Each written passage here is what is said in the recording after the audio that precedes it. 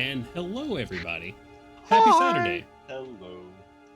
We are Hard Knock Dice. My name is Jonesy, your Dungeon Master for the evening, and these beautiful people around me are your heroes for the evening and my best friends. Today, we're going to continue across Eberron, but before we do, if I can, please get an exclamation mark charity in the chat.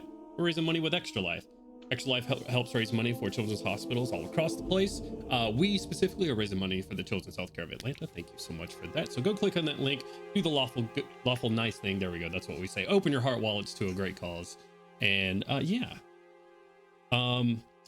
we are gonna kick our campaign off here in just a second, but we have a lot of birthdays in August. I think a couple of them have passed since we have streamed, or maybe the stream before. However, fucking Ian and Kent, when are y'all's birthdays? Mine is Tuesday. Tuesday upcoming. So you don't have Feelings a, are hurt. Last Sunday. I know Yeah. Ian's was last Sunday, yeah. And then, so Kent, you do not have your birthday 20 yet. You will hold off for another campaign. However, as is tradition here on Hard Knock Dice, Ian, you have your birthday 20. It is transferable since you are in a unique situation between characters, so it is not locked to I Bruno. don't get one for each. No, Damn. absolutely not, because then Heard. people are just going to want to make extra characters. However, it is Oh, no, they transferable died. in between characters, so you either Brune or Gandalin can use it should that arise, and it does not carry over. It will fall off next year, but there will be no next year here for Eberron. So We're gonna die. possibly that is an option. A happy birthday. Woo! Can't fuck you. Not until next week. And then Same yeah. birthday Whoa. present every year. All right. So, is there anything else any other announcements? Anything fun? Exciting? Wonderful? Amazing? No? Okay. Well, in that case, last we left off, the heroes, the Shining Vanguard, had proven themselves to the dragon Hage Shiryu on the plane of Davi, the plane of law. After doing so, proving themselves for the ore known as Aligned Baishik, a tool in defeating the realm of chaos Zoriat. They had proved themselves to this entity, this great worm, this blue great worm, and in doing so, she has allowed them to carry back some Aligned Baishik. But before she sent them off back to wherever they were going to, she gave them some draconic gifts of the sort. A bit of sparring, both physical and mental in some instances, and left them with some gifts. They awoke the next morning. Their friend Azur, who you see is absent, decided he was going to stay here, become more in tune with his draconic nature, but he would be back, and he would be a part of the Shining Vanguard once more. After wrapping up everything that they needed to do here at the tea house and here with Hage Shiryu, they needed to get back to the material realm, aiming for the Fist of Onatar, a volcano in the Mror Holds, to smelt and forge with this Aligned Baishik that they now have. Artyom cast Plane Shift, and he missed the fucking mark. Well, Milo, an old friend of theirs, had an apology for Artyom, saying that it was necessary, and sent him somewhere dangerous. He did send them off with a love you. But in true Artyom fashion, he decided to warn Milo that the cops were coming, as they knew that the plane of law was searching after Milo. Milo had sent them to some strange place, an apartment or hotel of some sort. But the party quickly became aware that this was no normal apartment or hotel.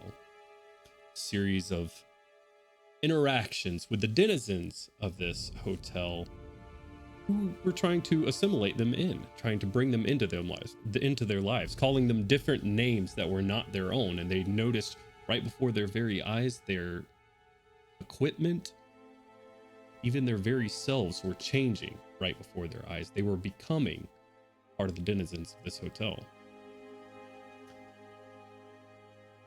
Until a couple of them realized that something wasn't quite right. They'd meet down They met down into the lobby of this hotel, the Brookshire, it was called. After meeting in this place, the Shining Vanguard, and rallying Artyom, who was going by the name of Frank when he got down, when the rest of the Shining Vanguard got down to it, but reminding Artyom of who he was, they left the front doors of this glorious establishment and realized that it was just a building in ruin, and that they had found themselves in the middle of the Mournlands, specifically a city called Kalazart. So, Shining Vanguard, I feel like I did a little bit of a disservice to some of us here, some of our players here, as well as maybe some of our viewers who might not know what the Mournlands are. Kind of made an assumption, and that is on me. So we're gonna go over a little bit about what exactly are the Mournlands, because anybody who knows about Eberron knows that the Mournlands is kind of the central phenomenon. The morning is the central phenomenon that sort of the Eberron revolves around. So we're going to talk about what it is as you guys stand on this dilapidated, once very nice, like brand new lightning rail station. You guys stand atop the platform looking over the gray mists of the Mournlands. So we're going to talk a little bit about just what it was, so for everybody's context here, as well as some of our viewers. So the Mournland, and this is all general knowledge that you would have. If you would like to know more past this point, we can clearly do some checks and we can kind of talk about it from there. But this is general knowledge. So the Mournland is what exists of the country that is previously known as Kyrie, which is Crowley's homeland. You've heard him talk about Crowley. Kyrie was a country in the center of Corvair. It was also it is now known as the Mournland. The entire country of Kyrie has disappeared and is now known as the Mournland. It was the catalyst for the end of the last war. The entire country of Kyrie and its population was annihilated by some cataclysmic event known as the Morning. It is typically thought of as some type of explosion, though no one really knows what it was. Not much is known about the event itself, though there is plenty of speculation. Arcane warfare at its most horrific peak, think magical nuke, or experiments of House Cannith gone awry, and 1,000 other speculation. No one really knows what it is, but for every person that's out there, everyone has their own idea of what the Morning was. General knowledge that you guys have of the Mournland as it exists today, not the country of Kyrie, but what it is now, is that the country is enveloped in thick clouds of fog known as the Dead Gray Mists. A large portion of adventurers, scrappers, and looters that go into the Mournlands never come out, and those that typically do are changed in some way, mentally, physically, or both. Monstrosities are known to wander outside of the Mournlands, and they're rarely ever recognizable, though some scientists that are able to do autopsies on these creatures find them sometimes to be derivatives or combinations of normal beasts or humanoids. Magic is known to be unreliable when you cross the Dead Gray Mist. Arcane scholars are unable to pinpoint the reason behind this, as it seems completely inconsistent.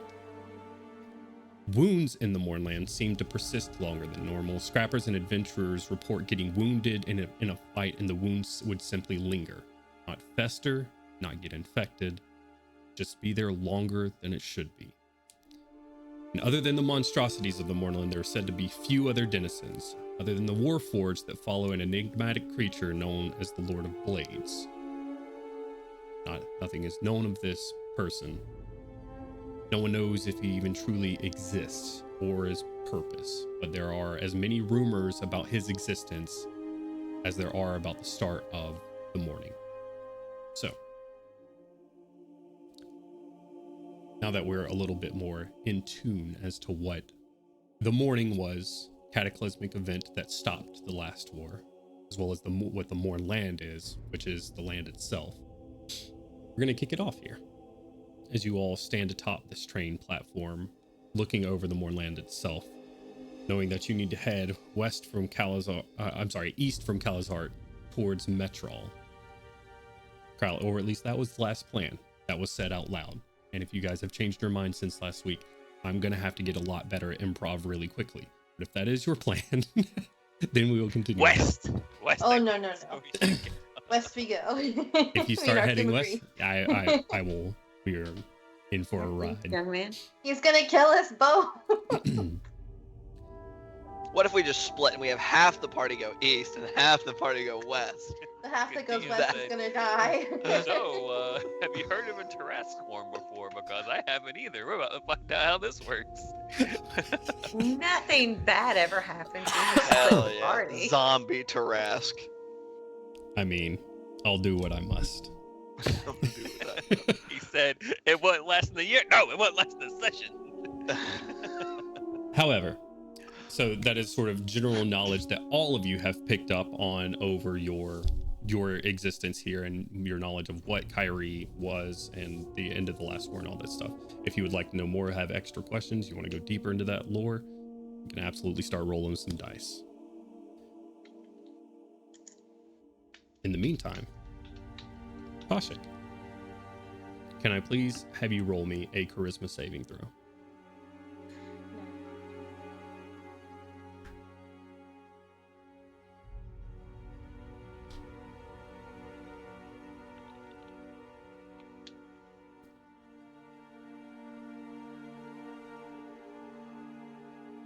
Rolled off the desk straight to my other hand. 16 plus 8. Very nice. Kaushik, as you're standing here, sort of looking over the mist, your friends plotting behind you about their trek forward and talking about the details of you find yourself sort of looking into the long destroyed now window of a lightning rail cart. And then you find yourself sort of zoning out for a moment. And then a voice. Ma'am, your ticket, please. You sort of blink your eyes, and from where you were standing, like staring into the mirror, now stands in front of you a gentleman in a uniform with a silver unicorn on his breast, sort of dark red velvet and gold around the collar, with a hat on, several different tickets in his hand, and you hear the hum of the lightning rail train behind him. Your ticket, please. I don't have a ticket. In your hand, please. And he Do sort I of have a ticket? points down, and you look at your hand, and there is a ticket in your hand for a lightning rail. You look back to your friends, and they are enraptured in the conversation. They do not seem to be paying you any attention at the moment. Can I call out to them? Sure. Guys, I hear you saying this. Hey, what are you seeing? What? Motions to man. Do they see man? Kaushik holds up her hand to a dilapidated lightning rail car that just sort of sits there, and one wheel sort of hanging off the track itself. Ticket in the other hand I'll hold up as well. And she holds up an empty fist. Let me see. It is rude. I will look in the train car. Two-step action. First would be a medicine check to see if Kaushik is ill or has a fever. One moment, and Kaushik, please let me inspect. Sure. Roll me a medicine check. I mean, I'm assuming she's not sick, but you know. The always has to do the first check, right? Never know.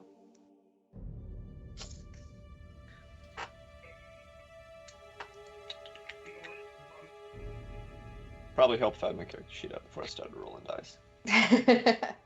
I'll ask while you're rolling that. 21. Yeah. Okay. Sorry. No, you're good. I didn't think you were that fast. Crowley's gonna ask what? Do I see any spirits interacting with her? You don't see anything at the moment, no. Well, I figured, spirits. No, most people don't see anyway, so. Open your eyes, Crowley. That's why you don't see anything. Nah, well, I'm gonna tell you you're possessed, because that's more than likely the thing. It's fuck.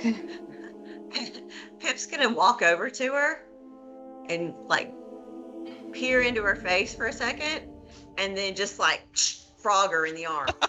Hey, lass.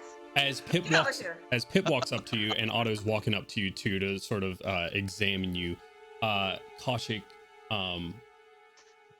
Pip's features kind of change as she walks up to you, and walking behind her, the dead gray mists sort of go away, and the sunshine gets a little bit brighter here, and then the sounds of the train station sort of start arising, people talking, horns and bells going off. And sort of we get two different scenes here where Pip frogs Kaushik in the arm, but Kaushik, as this strange woman starts to go to board the train behind you, sort of just shoulder checks you while she's talking to someone. Watch out, would you? And just continues onto the train. You turn back as she does, and the hopper's still there. It says, "Ma'am, you're blocking traffic. At this point, I'm going to need your ticket." So the woman is like Pip, but not. Yeah, It's like she changes. that's how I saw it. I saw Pip frogging me as a woman shoulder checking me. Exactly. Oh, okay. But can I like see my friends though? At this point, you turn back around to where your friends were, and there's just busy people back and forth on Gotcha. the rail station. Ma'am, I do have to insist. Your ticket, please. Right. Do you need help with your luggage Yeah. as well? And you turn around, and there's suitcases behind you. Yeah, suitcases. I'll fuck it. I'll hand him the ticket. Sure. Thank you. Right aboard. Thank you. And he holds his hand out. Do we watch Kaushik just talking to random people now? I'll be with you in a second. Oh Lord. And he holds his hand out to the door of the train. Right this way, madam. Stepping on the train. Okay. Stepping on the train. We're gonna flip back around. Absolutely not. Our camera switches once more. The sun goes down. We're back to the dead gray mist, the shining vanguard, with the exception of Kaushik's consciousness, who's sort of sitting here at the moment. It only takes a couple of seconds to see that Kaushik is definitely not all there. Well, I'm assume. gonna say with Otto's medicine check as well as Artyom, you were going to check on the train itself.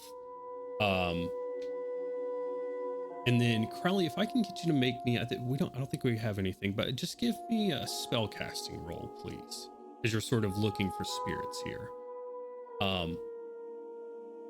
But your medicine check, Otto, she doesn't seem ill. She doesn't have a fever as you're sort of like your reading's over, but she doesn't seem to be very responsive to the people around her right now. So it might be psychosomatic or something like that.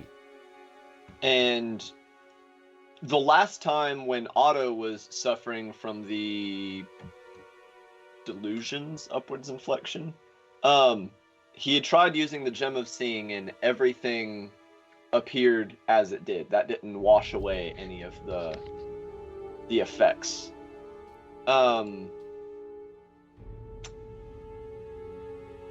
He will attempt a Dispel Magic on Kaushik. One moment, Aunt Kaushik. Let us see if we can handle this via alternate routes.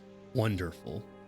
If I can please ask you, what level are you casting Dispel Magic at?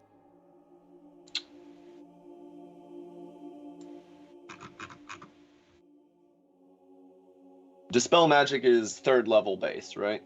Uh-huh. We'll roll that up to a 4th level. I just like that. Wonderful. Excellent. DM, did you want that with modifier and proficiency or? Yeah, proficiency and charisma. So, what'd you get? Gotcha. 26. 26. Okay.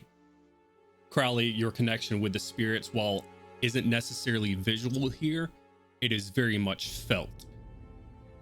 Not surprising, I would say, knowing what you know about your homeland and from where you just came from. And Plus it being the thing that did this to me. Exactly. And with Kaushik right there as well. You're also sort of feeling it from Kaushik where you typically wouldn't. Like something spirit and or spirits like multiple are trying to overwhelm who she is. Okay, so we got a lot of moving parts here, but Kaushik, you get your RTM. You're checking out the train. As you do, give me an investigation check, please. Oh, okay. I was just gonna look into like inside of it where she was gesturing at. Yeah. Investigation. Mhm. That's a 4. Okay. I mean, it looks solid enough here on the platform. From what she's sort of beckoned back towards the lightning rail cart. And a couple of things are going to happen all at once here. Kaushik, as you sort of go to step on the train itself, RTM, you're right there beside her. Kaushik, I'd like you to go ahead and roll me a dexterity saving throw. At level 4 with a dispel magic as you roll that, Kaushik. At level 4, Otto, with that dispel magic. Nat 1 plus 2 for a total of 3. Okie dokie. What? Wait. Oh, I mean, it's an I- one, so I guess it doesn't I matter. first saw it and thought it was a 7. It was like, a 10's not that bad. And then upon closer investigation, I rolled a 20 on my perception check to see that it was a nat 1 instead. Those are very different numbers. Otto, I would like you to Fortunately. please roll me a d20. Is this for the dispel magic? Correct. Mm, This is I would not, you're not adding one anything. way. No, yes, it is for the dispel magic. It is not for your check. Okay. 'Cause, Wild if it was magic. going to, oh yeah, okay, I see what you mean. Wild magic. 19. Probably not good, but 19. Okay, if I can please get you to roll me a d100. For damage. Wild magic.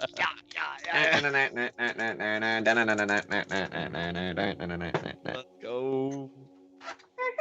Oh, this is either really good or really bad. That is a 99. Okay. I am now both excited and concerned. It's a table, so it's neither really good nor really Meteor bad. swarm. Oh, Maybe- but usually maybe they it's have like both. arranged on the table, like piddly shit at one end and dramatic shit at the other, and I don't know which end this one is. If you Maybe would, Kaushik just turns to like solid gold. please roll me a Constitution saving throw, Otto. Oh, at least I'm good at those. Yeah, you're proficient. You're See, proficient. The thing is, can't Kaushik turning to solid gold be both good and bad? Because money, but also... That's what I'm Me saying. and Jones fought that Dead. person in Baldur's Okay. Gate last night, and we fucking Okay. the lady made You've a call. regenerated Oh, a couple of swear body I'm- parts before. We could just kind of like pop some arms off like Lego pieces, sell those for lots of money, and then regenerate them later. That's fucking genius. 24. All right. Otto, your systems as you cast this dispel magic goes off. Spell magic hits Kaushik. It does not have an effect on her at the moment. As you do that though, the oils and other liquids in your body that help with like the pneumatic movement all surge towards like your central area and attempt to come up through what would be your mouth. You are able to hold it down at this very moment.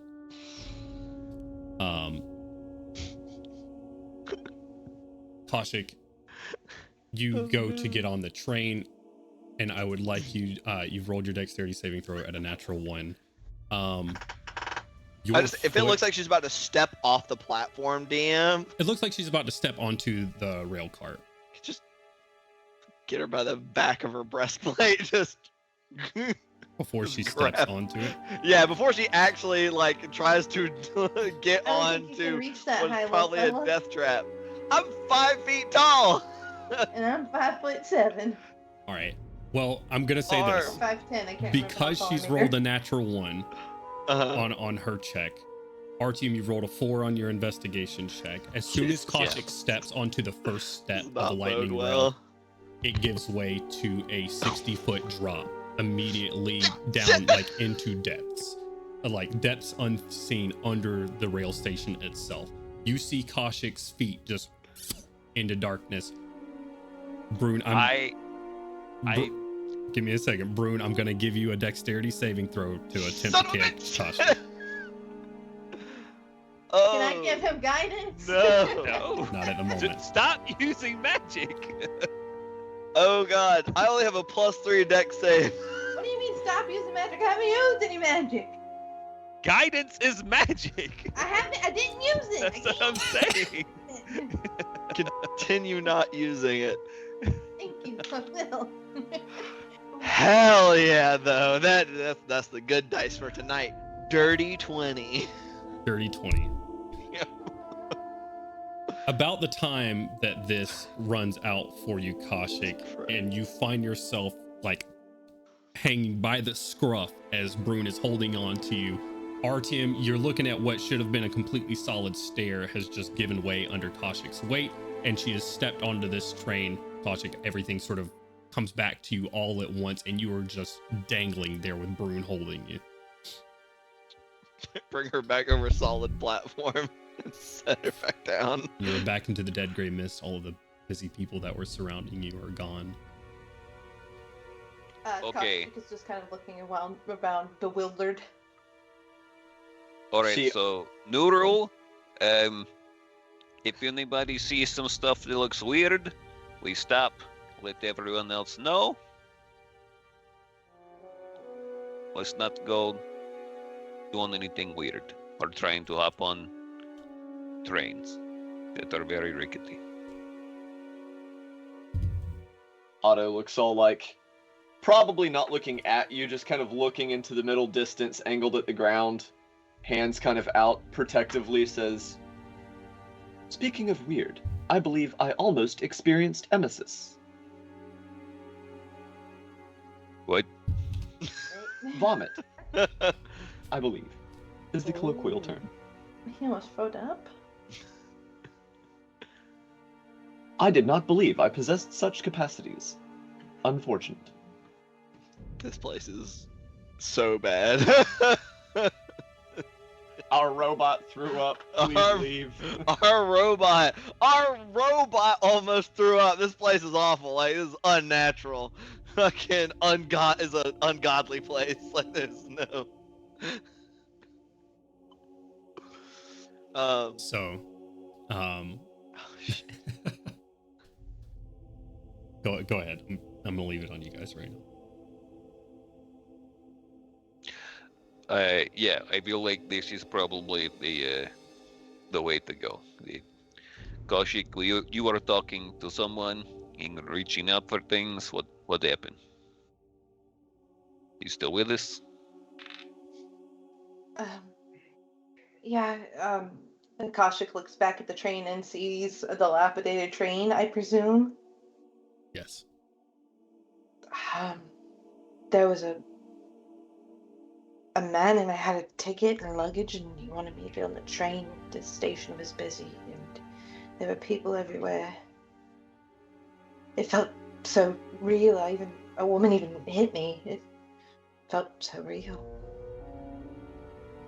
Okay. Kaushik's gonna pat herself down and check her pockets and stuff and see if she had a ticket on her or anything. You check your pockets, and as you're checking your pockets around, everybody hears the whistle on this platform goes off. I heard the whistle just go off. Yep. Yeah. Yes. It was the same train whistle that I had heard previously. I mean, it's similar. It's like it would be like Yeah. any sort of lightning rail whistle, but it just goes off and then stops, and you're back to silence. I sense the spirits coming directly from Kaushik. This is a very light possession. Alright, well, we should probably make sure to keep an eye on Kaushik in case she does things like. This feels like a pretty terrible place to be with ghosts and spooky people. So let's, I guess, continue moving on. Yes, I assume that at this point we haven't seen any trains that would remotely look serviceable or anything like that. No, Nothing. you guys looked around last time, and a lot of the trains that, even if the rail cars themselves were serviceable, Otto looked at the Thunderstones that were Yeah. along the rails. and the majority of them are completely out of service, like look completely mundane or zapped at this point, and others of them just look unstable to go across.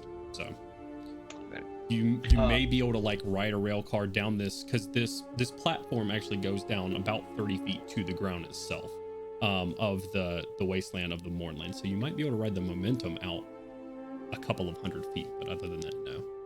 Well, this is actually something I was going to bring up last session, but we ran out of time. We have a lot of defunct rail cars, and we have rails, albeit not powered.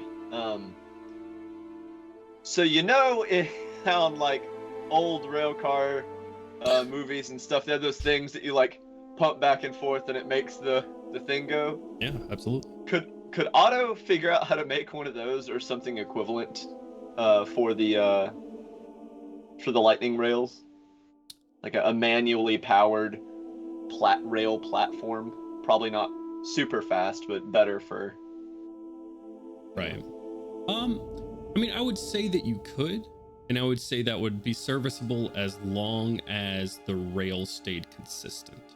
So, Otto, give me just an intelligence check from Otto. I'm pretty good at those. 25.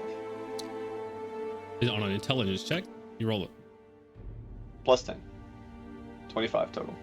You don't have a 30 intelligence, just an intelligence check. Yeah, I rolled a 15 plus 10. Not a saving throw. No, I'm looking at my D&D Beyond sheet, and next to intelligence it has a plus 10. Oh, that's for saving throw. There you go. Okay, I'm dumb. So dirty 20. This ain't Pathfinder, son. I Simmer was, down. This is why I don't like D&D Beyond, all right? That box says saves next to it. Well, Under they it. don't have the shit listed elsewhere. At the top. I'd scroll down too far. Yeah, dirty 20. Dirty 20. Dirty 20. Argument over. Yeah, no, I would say as long as you had a couple of hours to sort of deconstruct some things and put them together, and you could absolutely put like something like that together.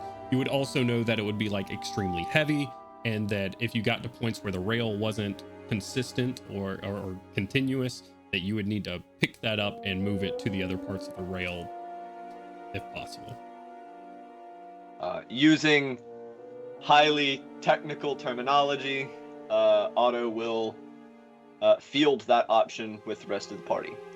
And in conclusion, were I to construct this, it would be a simple matter for us to manually move along the lines, with the drawbacks that I have just listed.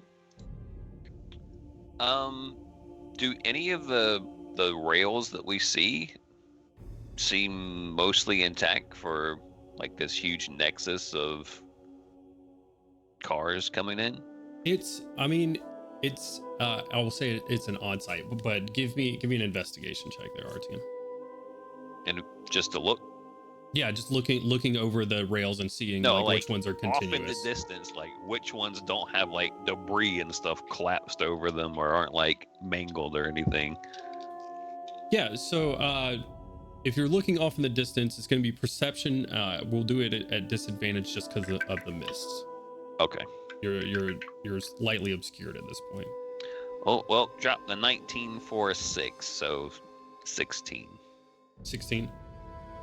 For as far as you can see, the rails that lead directly out of Calzart east towards Metrol seem largely intact for a couple of 100 feet, but after that, they're covered in mist and fog. So, all right, it's going to be kind of a gamble.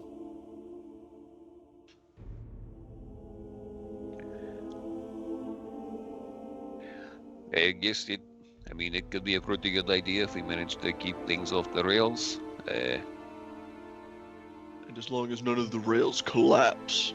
And just kind of look back towards where Kotick very nearly took a dive. Whoops. It looked solid to me, okay? Hey, Corelli, do you know how many of these rails are, like suspended above the ground, or are they mostly ground rails going east from here? I would know that, DM. But so Sure. both haven't traveled back and forth. What's the end? Is it all high end or kind of mag? It kind of depends on when the rails were built and if they were built to go over theme. The reason these are elevated right here is because Kalazar existed before the rails were here, so they built it over several different like existing buildings. Once you get out into the wilderness of what was formerly Kyrie, a lot of them are ground level. But if there's any ravines or anything that they go over, then you're of course looking at like rail bridges and stuff. So what their current condition is, you wouldn't be able to say. But yeah, I mean, it would be just like a rail station that kind of goes across America. It depends on the terrain around it. The city was here before the railway, Artyom, so they went over. After that, it'll be very gradual, very normal, except over ravines, etc. Crowley just gives you a completely like, yeah, that's what I was asking. It's the except for an etc. that worries me. Except for here. I've It's gonna never be all high end. really ventured into this place before. It was a terrible place, so I do not know the geography very well. I know the geography. Everything's built over the city for the railway, as you asked. So you'll know ahead of time if we're going to be coming up on a ravine, since we can't really see it but 100 feet in front of us. Yes. Okay. The way we can do that is a survival check, Crowley. Also, unless a new ravine has opened up.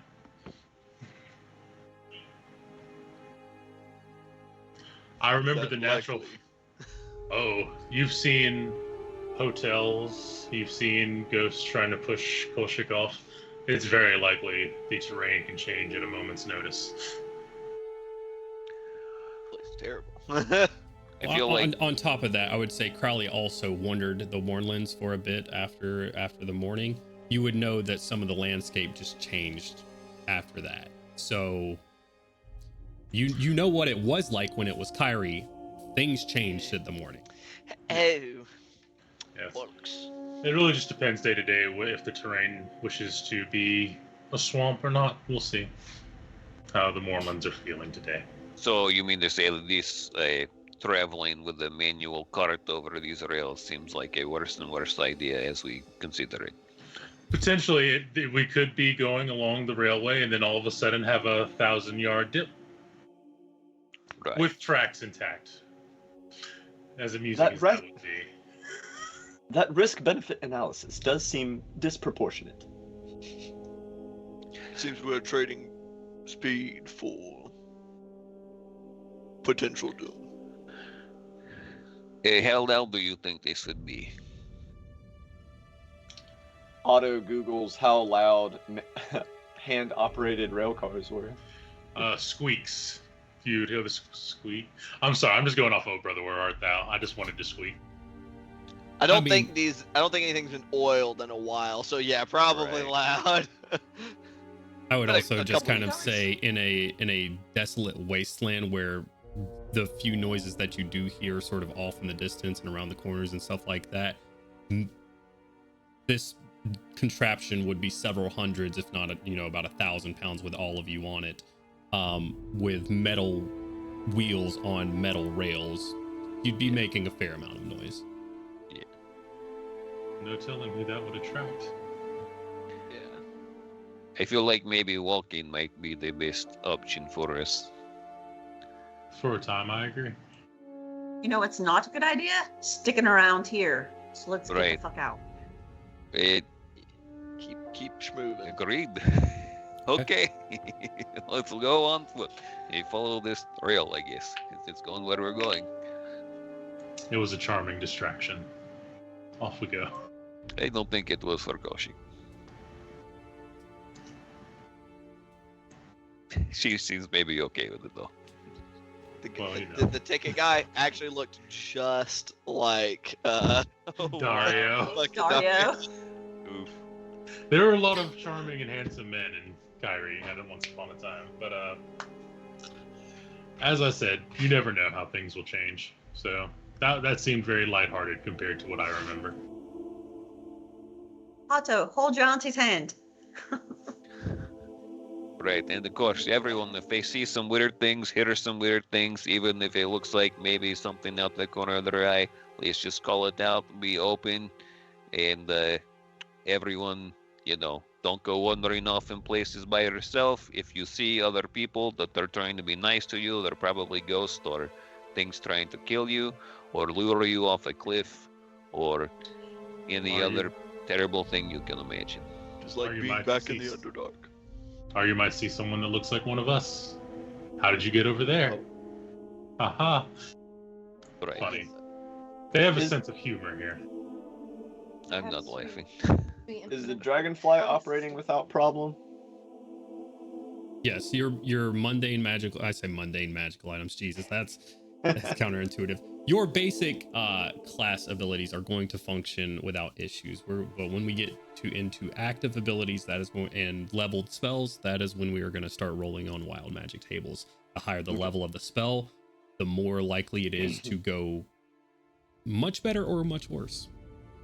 Let's say the higher level the spell, the more drastic things are going to get. Since it does seem to be functioning without problem, we will have it like 50 or so feet in the air, kind of keeping a lookout. Okay. Does it have any lights or noise or anything on it? I mean, I've only envisioned It's it got a as like siren. that clockwork-looking dragonfly Okay, that I found on a Google search. gotcha. Just try to like whoop whoop. Just every now and then as it just flies along. I could give it one if you wanted it to have one. If you wish to see what's out there, then freely do it. Start to Kaushik, what pull were you saying? over.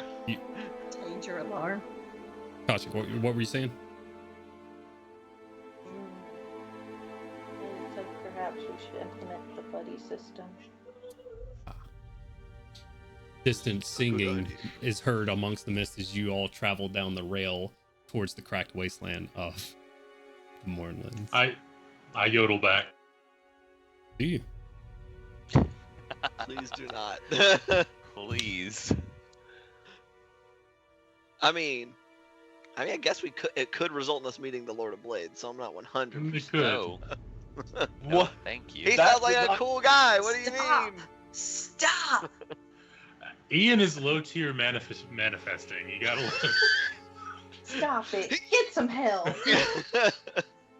let him manifest. It is his birthday recently. Yeah, he's cool. No. He's cool, guys. He's cool. You should use your birthday 20 in survival. I'd like to track the Lord of Blades. With that same expression good. the whole time. Thank you. Okay. I don't like any of this. I'm having a blast. Oh god, yeah. I guess we're just gonna try to. I honestly, very specifically, because we haven't seen anything actually alive yet. I want to be, as we're walking along, keeping an eye out for signs of anything that is living. Not specifically like an actual creature, but any signs of things that might still be alive, like that there might be living things around. It makes it easy once you get away from the train carts, at least within a couple 100 feet of you. We'll say, about 100, 150 feet of you, there's not a lot around. Just leveled wasteland. However, past that, the mists coalesce together, and it's hard to see anything out there. So, if you would like to roll me a perception check at disadvantage, go for it. Hell yeah, brother. Cody, I can hear you type in mute your mic. Are we going to do the buddy system? Yeah, that's what I was gonna ask too. Are we serious about the buddy system? Because I do not see why not. yeah, all right. I'll pair with Artyom. I feel like it's a safe already. Otto's already got Koshik. Guess that leaves the two new members of the crew. Everyone's watching each other's back as they Fighter rogue, a good combo. I'll take it. No. That's solid. We're ready to rock and No, roll. Pip and Crowley We're are ready to go. designated buddies. No, thank you. I think that would Make be nice. Be friends. I am smiling as hard as I can right now. How do we know that? We don't know that. You have a mask face. It's smiling. Yeah, mask body doesn't count. Well, you're too new to tell me what counts and doesn't. So bye. That was a 10, by the way. 10. Dropped a 17 for a 7. With a 10 on a Bro. perception check, as you're sort of keeping your head on a swivel throughout this place, it is completely still. That's horrifying. You don't see, I mean, even the wind itself does not seem to stir here. The fog and mist just seem to sit where they are. You don't see any creatures. You don't hear any creatures. Everything is dead, with the exception of the shuffling of the feet of the Shining Vanguard. There's more life to be found even in the Underdark. This place is wrong.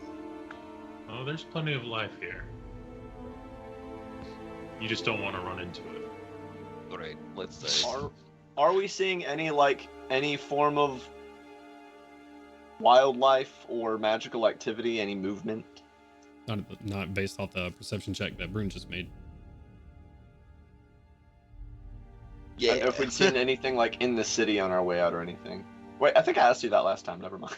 Last session. Yeah, everything was fairly still. The movement that you saw and sort of the sounds that you heard were always just around the corner, or just at the corner of your eye, where you would hear like a cartwheel go by or someone laughing crossing the street, and you would turn that way and you would see nothing. How long? But nothing. I'm sorry, I didn't go ahead. You go ahead. No. How long did you say this journey to the east was? That was a difficult question to answer. It was quite a while. When it was Kyrie by foot, 4 days, 5 days, maybe. Okay. Now, unsure. Distance, like was said last time, distance isn't your foe here. Crowley will take this time and lean forward and be like, of course, the environment might just start stretching. It's happened to me before. 1 hour trip took 3 days. If we're going to survive out here, we're going to have to find some sort of wildlife, or risk eating magical substance that might be maligned somehow with the environment. Well, you're an expert tracker. I trust you, Artyom. I just don't know if it'll suit the palate of everyone here. Otto didn't say anything.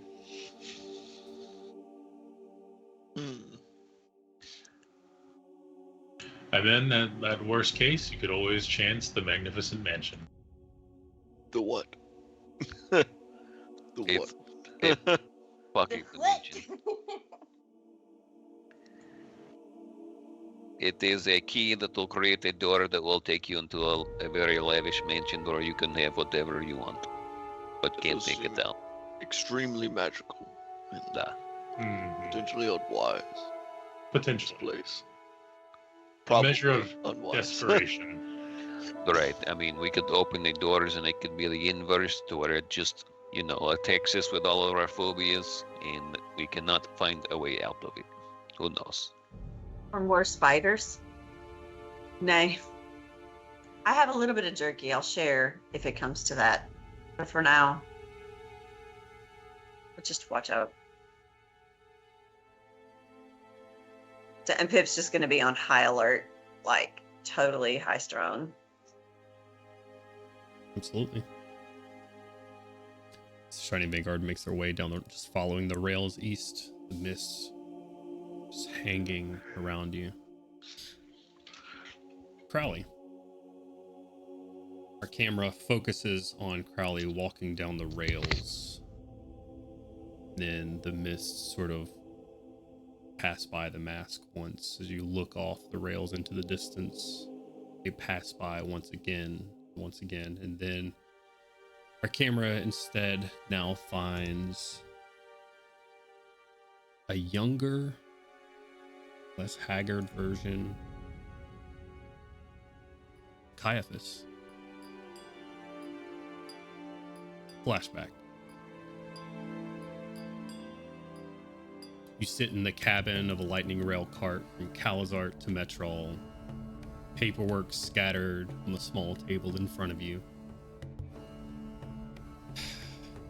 Kids missing from Chiron towns. Another dead end leading you up another false path, and whoever is behind this is organized. Scarily so. You're sitting here. As you look out the window, you're sort of your reflection hitting your face back, the sun coming through the windows of the lightning rail car. These paperwork scattered in front of you. It's been a while since you got a good night's worth of sleep. You haven't been home in a while. And then the warm pulse of ascending stone brings a smile to your face. As you play the message, you hear the voice of your wife come over. At ease, soldier. It's just me. All is well. Just wanted to say that we miss you. Come home soon. Your daughter needs to see you before she's off again. We love you. Does Crowley send a message back? Crowley's gonna just smile and close his eyes, like just a little bit more relief in his body as he just leans up against the sending stone against his head. Tell him I'll be back soon. I don't intend to be gone much longer than another day. Tell her Dad's gonna take her to the park. I look forward to seeing her. Love you. Sending stone glows and then goes dark once more once the message is sent and the magic is spent for the day. We see maybe a day later, Caiaphas disembarking from the lightning rail, suitcase in hand. So we see two investigators awaiting your arrival there at the platform of the Metro rail station. Two colleagues, smirks on their face. Colleagues of Caiaphas. Captain wants to see you. ASAP. Sounds pissed. When isn't he? Man gets more hours of sleep than all three of us combined, and he still finds a reason to be pissy. Jerk. I would probably be man too if you were playing hide the dragon head with my daughter. Well, she was the one who stuck into my room. Not on us to judge. Do me a favor. Can you just, run this back to my house? It's nearby. Just let him know I'm here. And I'm with your grandpa. Unless you're coming with me. You get a promotion and all of a sudden, and he's taking the stuff out of your hands. And all of a sudden, we're errand boys now. The great thing about your friends being promoted is they can help lift you up. They both sort of look at each other and then look at the stuff in their hands. There's a gift there for you two. I brought some sweets. I brought something your wives will like, or your girls. I forget. I haven't slept in a while. Are you on your third ex now?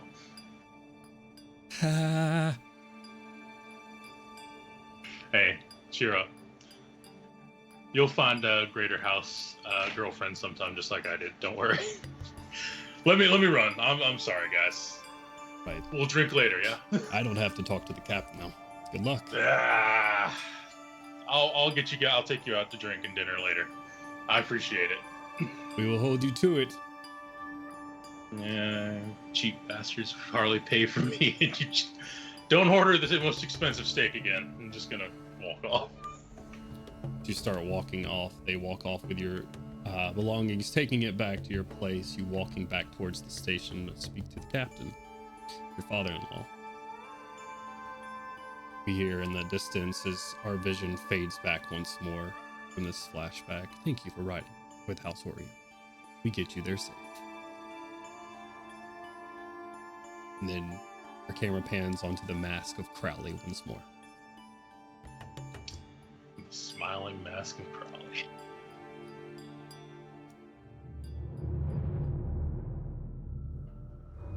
Tiny Vanguard, you're walking down the rails. Other than the rails that are at your feet, there's very little of the landscape around you, RTM. Being a tracker, you know that if you were to separate from these rails or get separated from these rails, things would become much more difficult for you with no sort of direction and not being able to see far enough. Just in case it comes to that, if you separate from these rails, if anyone separates from these rails, there is a very solid chance of getting lost in the moorlands themselves. May become necessary at some point, or you may need to investigate something off the rails. But so you're aware that is a very real possibility if you do not have a waypoint, which you guys are following right now. So Okay.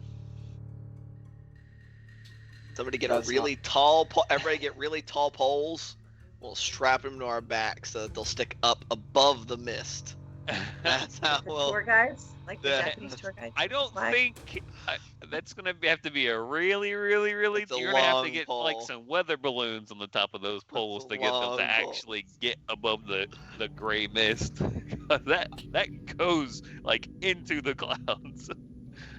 We'll work. It just We'll ends up with work. y'all using Otto like a kite, just a really long string. Jeez. Get little fans, and they'll stir the mist. And if you look to where the mist is being disturbed, that's where somebody is. That's. Oh Yeah. Jesus! Yep. I'm working on it. Give me some time. I'll think of something. Don't worry. anyways, I'm a problem solver. you know, I will say though, speaking of flying and everything, that the moorland that you would also know of they are known for some storms, arcane storms. So something that Pip would be familiar with the being in the plane of air for a couple of months, or arcane storms, and knowing that they can get quite ferocious sometimes. So you do not see any indication of any, but then again, you can't see miles and miles out like you could in the plane of air. As our Shining Vanguard walks along the rails in the moorland here with no life around, the dead gray mist sort of hanging in the air, I'd like perception checks from folks, please. At disadvantage. Oh no. At disadvantage, correct. Fudge muffins. That's bad. Oh. But what if it wasn't a disadvantage? Still 22. Then you wouldn't be Mother. in the moorlands. Man, I dropped a Fucking natural noise. 20. Oh. 18 for me. 22, 18, Oh, wait, very you said nice. disadvantage? Also, Oh, perfect. Have it. 23. also 18. 18. Nice. Not that it would have been much better. I rolled a 10 and an 11. So. I rolled a 13 and a 16, so my total was 23. Nice. Nice. Perception, right? Perception at disadvantage. Yep. So you're rolling Well, it was an 18 and a 7, so 14. 14. Okay. Still not bad. Still got into the double digits. So our team had 22, Kaushik had 23. What'd you have, Brune? 18 as well. 18, and then what Otto have? Also an 18. 18, okay. Looking around, the landscape doesn't change very much. Pip, you're just, even with your head on a swivel, you're looking around and all you see is mist around you. Even though you are in a wide open, what looks like a wide open field, it is feeling fairly claustrophobic because it just looks like you are surrounded on all sides. Brune and Otto, That's us. every now and again, not typically accompanied by too much sound, and if it is just the barest whisper of a sound, you see flashes of lights. They don't seem to be consistent. They do not seem to be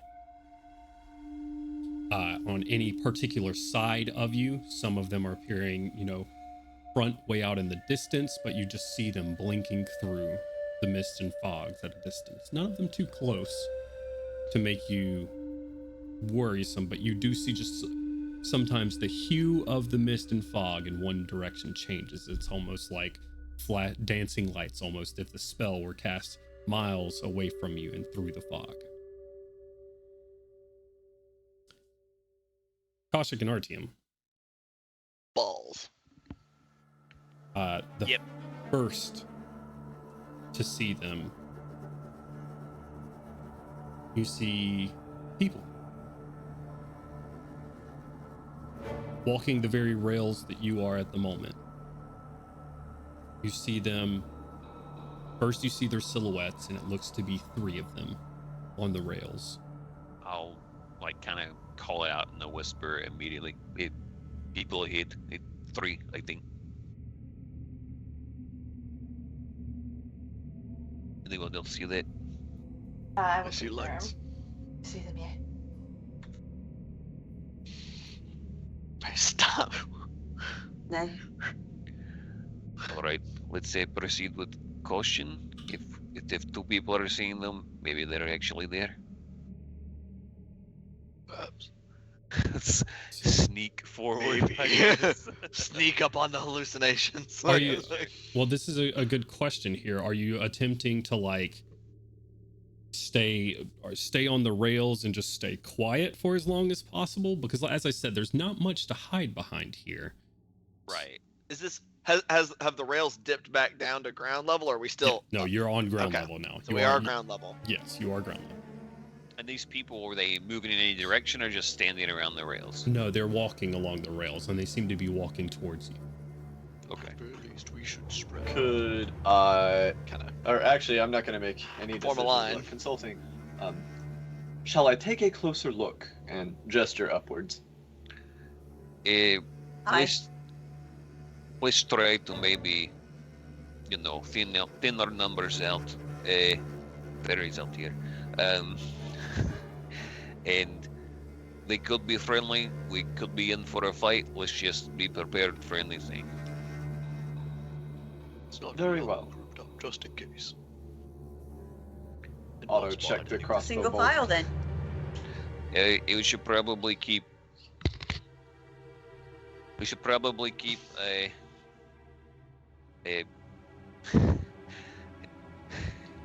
Broom, you should stick close. In case anything goes wrong, the rest of us should probably spread out a little bit. Maybe Crowley in the mists. Otto in the mists. I don't Like, think we should leave the go rail. Too far, Don't go too far. Just 10 feet or so. just in case there's any Just in- fireballs or anything of that nature. So is Breath weapons. we were all in one place the other day, and it hurt really bad. I believe. So is that a no to investigating with the dragonfly? Sure, just go out there and see, and you can talk through that thing, so just give them a nice little hello. Very well. Or play this fast and loose. So, Go ahead. oh, sorry. I was just say, with this whole not being able to see thing, Pip is not really down for going off the rail, literally. So she's just gonna fade back a little bit, but not really. Like she might step, but one foot's gonna be like in contact with it. She's not gonna go far. The She's the not mist gonna isn't see- like solid as soon as you get off the rail. Like you can get a little bit of ways without losing sight of the rail. Right. Right. This is lightly Okay. obscured past about 50 feet, and then heavily obscured Okay. past about 100. Okay, so if Okay, everybody could alright, well, dip to never like mind. 20 feet or so, a little like away from the rail, so we're not like all on top of each other. Correct. Seeing Right, as I I was am, thinking it was claustrophobic. I was thinking like right there. So in that case, so she'll still fade back a little bit, but she'll fade back and off to the left. Otto kind of gestures at his pearlescent white and gold paint job, and seeing as I am visually apparent, shall I remain front and center?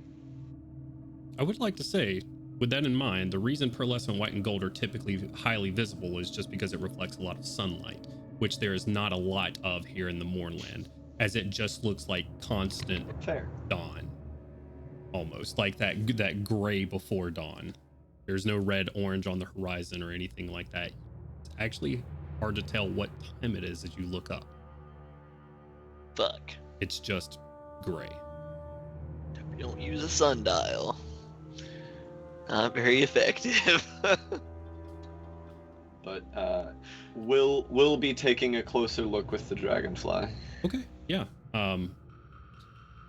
do you send your dragonfly straight up to the group right now? Because they're still walking. They're kind of walking slowly at the moment. They're not moving any with like super purpose. And they How don't many seem figures to- was it? 3 that RTM and Kaushik pointed out. Yep. Yes, but about 30-50 feet up. 30-50 feet up. Okay. Are you trying to stealth with it? At this juncture, yes. Okay. I don't think it has a great stealth check, but Go ahead and roll me a stealth check. one of these days I'll min-max and make my familiar an owl, but today is not that day. He's a 12 that's fly. okay. Cool. All right, 17. Not bad. Yeah, it gets about 50 feet up above these creatures. Go ahead and they don't seem to recognize or look up at the dragonfly at all. Go ahead and give me a perception check.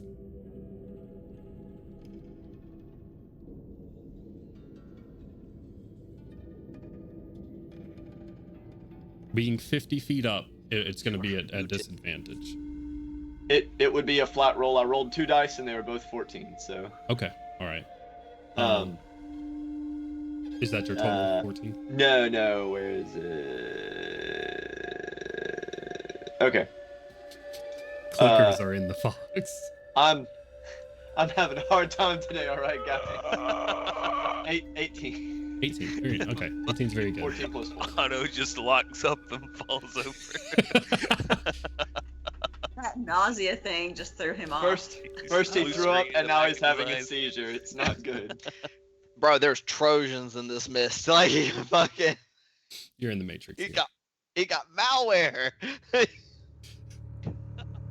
Who plugged them up at that hotel? Anyways, all right. That's the mist, dude. It's fucking The Warforged contact. join the Lord of Blades after they get, swindled by malware. Somebody hit him with that sleight of hand USB. They just dink. So, with I will say this: you're sending off your dragonfly in front of you. They are still making progress towards the rest of you, though they haven't seemed to notice you quite yet. They're about 100 feet out. Are you guys backing up away from them to keep that distance, or are you just staying where you are? Are you progressing towards them? I'd say we'd be holding our ground and slowly moving forward at kind of like a stealthy pace while that drone gets into position to see what's up Sure. with them. Yeah.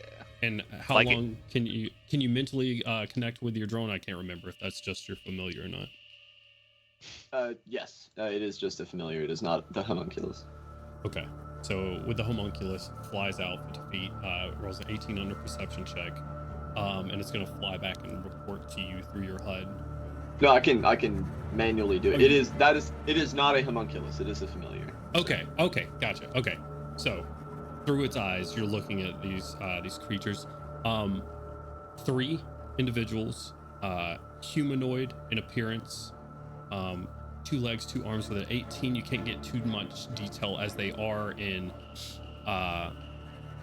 somewhat baggy clothing, with like heavy boots and gloves on. They seem to like have wrapped the bottoms of their faces in like scarves and stuff, with some like 2 of them having a backpack on, but that's about the detail you get. But they're just sort of walking along, like trudging through the moorlands at this point. Yeah, and just a low tone of voice. Since he's not visually present at his own body, he's looking through his drone. Otto will just kind of, under his breath, be stream of consciousness saying all this to his party. Gotcha. So what are you guys doing? By under his breath, you mean at 1 volume? Volume 0.5.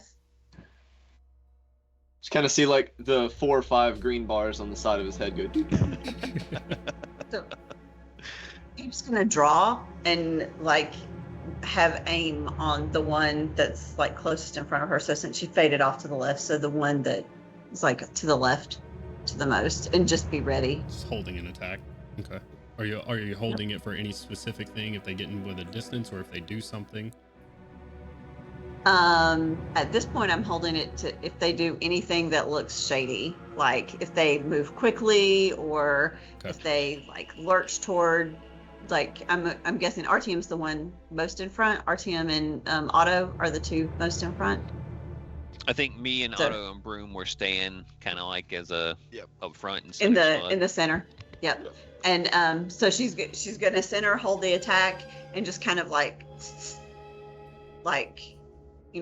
not really speak, but kind of like hiss a little bit at the party to see like, are we taking these guys out? Hold. Hold hand sign. Okay. So she's Otto will- holding, but she's ready. Gotcha. Otto will pop back to himself for a moment and say, "Shall I greet them?" Maybe get their attention a little bit. Don't attack or anything. Well, he meant like through the familiar. Can you speak through your familiar? I thought you could. No. Maybe not. Not by default. That's a chain lock thing. Oh yeah. Never mind. Don't do magic. That's an invocation. You know, that would make sense because I mostly have played warlocks before this character, so Happy to help. Hey. that's what I get for playing one class in 5e. Wait. No, it should be fine. We'll just address them when they get closer. I think that not taking them by surprise would be beneficial. Right. Archon will just kind of like slowly stand up on the track. Make yourself apparent. Yeah. Okay. Go down there. I will not call out because they could have like 16 dudes in like the edge of the fog just getting ready to pincushion people. That sounds like XP to me. Not when you're the one getting pincushioned. Get better, AC. It does sound like XP to him. The people, the NPCs, about to level up a couple times. Perhaps. So Artyom makes himself apparent on the rail. Pip is holding an arrow in case they do anything aggressive. Is anybody else preparing anything? Kind of the opposite of Pip, actually. Make sure the bolter is lowered and just kind of a hand up, in a like greeting kind of fashion, like "Hello, traveler" type thing. Okay, so this is the creepiest fucking scene ever as Artyom just sort of melds up from the rail and Otto is standing there robotically waving at them. So you said you are the monsters of the Mornland right now. I would like to hold a Bronod into one's turn visual range. Wait, with your bullet helmet on? Yeah, that looks real enlightened, I'm sure. What's up? Ghosts don't bro nod, it's okay. Exactly. Ask Crowley. They bro nod. But no, in all seriousness, I'm just gonna stand next to Artyom, not trying to be aggressive, but still kind of shield, like one hand on top of the shield, like I am armed and armored, just in case. Okay. Kaushik or Crowley, anything prepared? No magic. I'll prepare to sing them a song to get them in the mood to fight if I need be. Okay. Like, I'll stand up with Artyom, but I'm not gonna prepare anything. Okay. Making yourselves apparent, waiting for them. It takes them a while to notice you, it seems, as they approach you on the rail. Probably no more than 30 feet or so before the first one. You see them sort of hobbling along, trying to protect themselves from whatever elements may exist out here in their baggy clothing. And then they just sort of stop when seeing you about 30 feet out. Is there like a... Do they say anything immediately, or is it kind of a No. stare down? It just sort of halts right there, and they just stay there. Good day, friends! Hello there. They're just passing through. We don't know if you guys are crazy, or evil, or real. We could say the same about you. People don't just pass through the Mournlands. I could give you a good reason, but it would sound like more craziness. We are learning why people do not simply pass through the Mournlands. Easy explanation is we're not here by choice. Is it okay if we come closer as to not draw attention to ourselves? There's a couple more of us you might not see yet. Give me a persuasion check. They attack. 11. 11. Nice. Let's go. That +1, putting in work. Yeah. Woo.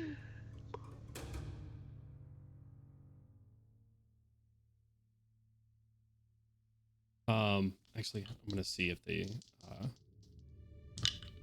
see something else. Okay. If you must, they say they don't move towards you. It doesn't seem like they're going for any weapons or anything on their sides, but they're just sort of standing there at the moment, and they look. Actually, give me an insight check. I'll say the front three. So, Hell yeah. Brune. Oh, yeah. I have advantage on those. 24. Let's go. Yeah, 24. I think is plenty. 13. 13, not so much. Way less good. You rolled at advantage? Yeah, I rolled a 9 out of 10. That's fair. Okay. And Otto, an insight check from you as well, please. Oh, he's not inciting them. Okay. Very well.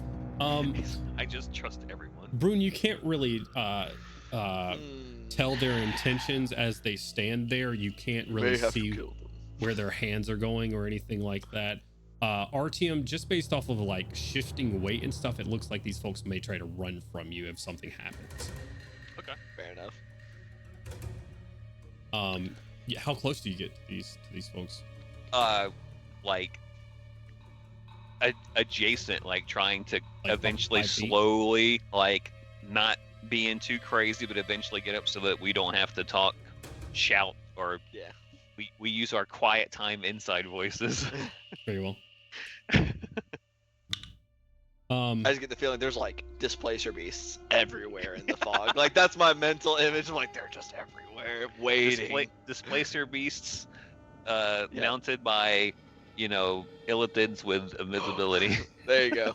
Not give him ideas. Exactly. That is my mental image of what is awaiting for us in the mist right now. Like, It's so much worse. dear God. I just heard God whisper something and I don't like it. So you guys are moving up closer, adjacent, so you're not yelling through the moorlands to keep anything that may be in the fogs to hear from you. Is anybody holding back further or anything like that? So I'm keeping track of where folks are. So Pip will creep up, but stay equidistant, right? So she's staying back and still holding that action. Okay. All right, still holding the bow ready to go. Our team, you get up to these people. They are human, as far as you can tell. At least the person up front. Sort of. It's pale from what looks like lack of sunlight for a while now. However, it does look like their skin used to be sort of olive toned. They're not olive like very green, but olive in like a human shade. Did you say orcs? Is that what you said? No, I said, oh shit, they live here. Oh, I Because heard they're orcs. super pale, but sure. They could be unnaturally green as well. It's possible. As you do, they front one pulls off their hood, sort of dark hair that's frizzy and attempted to be put back and like under the hood itself. Looks pretty malnourished, and just has a bunch of like what looks like adventuring gear, except for it looks like what they could put in a bag and take with them. As you sort of approach, she's looking at you, a bit confused and inquisitive. Why are you here? We were dealing with some events on a different plane, and we went to plane shift back here, and a dead friend of ours reached through the afterlife and pushed us into a different place. He said it would be extraordinarily dangerous, but necessary for the fate of the world. Succinctly. That seems like a lot of information to not be true. Right. Do I look like I would lie to the only people I've seen aside from my friends of the past day? To be quite honest, we would like to not be here anymore. This is true. As would we. I thought we were heading west, but are we not? Yeah, if you're going this way, you're heading west. We're heading east. We have business on the other side. Did you come from the side of Breland? No. We popped out in the middle of the moorlands. Calazard, specifically. If we may inquire, what is your purpose here in the Moorlands? If you also wish to not be here. We crashed here. You crashed here? Yes. They sort of beckon forward, and the other two drop their hoods as they're stepping up to you. If I could please get Crowley, RTM, and Koshik to roll me a wisdom check. Oh shit. We've met these people before, or 19. those members have met these people before. 14 plus 5 for 19 total. That's exactly the same thing I got. Nice. Let's go, twinning.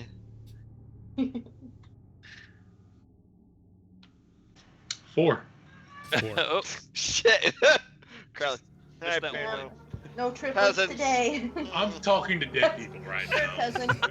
Twice removed. I'll say that there's probably a lot Having of, memory. a lot of nostalgia happening for Crowley. Or nostalgia might not be the right word for Trauma? what Crowley's going through. Trauma, yeah. Pocket trauma. Experiencing what you did and being back here all of a sudden is probably occupying a lot of Crowley's mind. But as we get a bit of a flashback from RTM and Koshik as these folks drop their hoods and you see their faces, and we flash back to a moment in New Kyrie of a send-off of an airship into the Moorlands. And these were the crew that you saw atop that airship. Oh shit. Ah. There were only 3 members of that group? No. No, I think Ooh. there are 3 left. There were not 3 members of that group, but there That's are rough. now 3 members of that That's group. rough. Ouch. As this flashback happens for a moment, you sort of recognizing their faces. Very different from what you remember, in the sense that they're paler, they're more malnourished, and they are not smiling as they were on the day that they left. If you're leaving this place or trying to leave this place, why do you head to the east? Are we lost again? And you hear sort of a voice from one of the back ones. They may not be real. No, we are real. In fact, I think I recognized you from New Cairo. You were heading off on an airship. Yes. The Wanderer. We- Yes. All right, yeah. Well, I'm sorry that things went so tits up, I guess. But this track seems mostly safe for the last however long we've been walking. I'll Few say, hours. yeah, no. You guys have been traveling for some time now. Like Right. this isn't.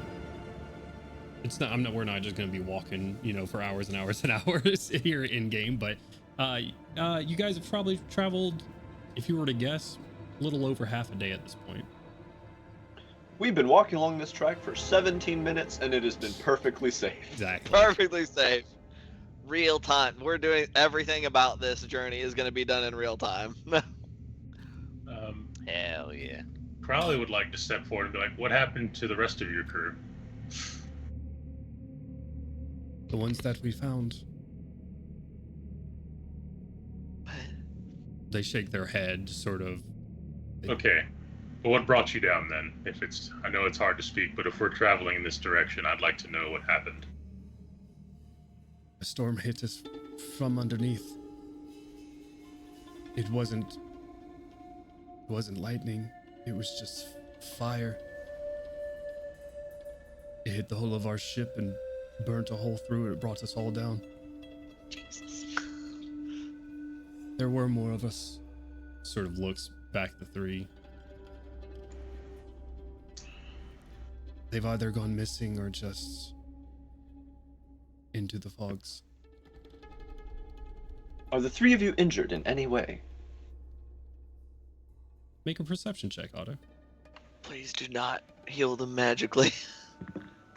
Wait, so you said we watched them leave New Kyrie. How long ago was that? It's been months ago at this point. A couple, Yeah, like that's what I almost thought. like a month and a half to 2 months ago. Jesus. 22? It's been a while. 22. We were like level 9 back then. And as he's looking them over, he'll kind of tilt his head and send a message to Artyom and say, "Would it not be the Shining Vanguard I thing will to do?" slap his hand. Huh? When I see him. No start- magic, brother. Oh, I thought that, like, cantrip stuff was safe. Alright, never mind. I don't know. We don't know. Slap your hand. Wow! You think I would Less have been risk, whispering still to people dangerous. this whole time on it using Kalashtar telepathy?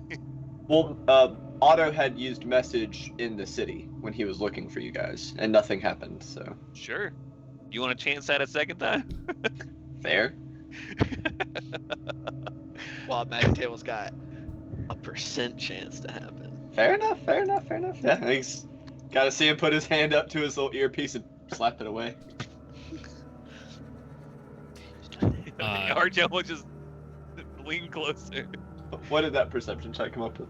Yeah, as you're right before you're speaking to Artyom here, and you're looking to see if they're wounded in any sort of way, Otto, your eyes scanning each individual up and down. So you'll start to notice that deep within their clothing, each of these individuals have suffered wounds that you can't really tell the extent of, but they do not look good. And then the one in the back turns his head, sort of like just keeping an eye out behind him. And with his hood down, just under the cusp of it, your eyes with a 22, which was the DC, you see a stab wound in the back of his neck. A fatal blow. And he turns around once more. Oh, that. Just after he gets his hand slapped away, I guess Artyom, since you were the one who is actively interacting with him there, you would see Otto look real sad for a moment. I see.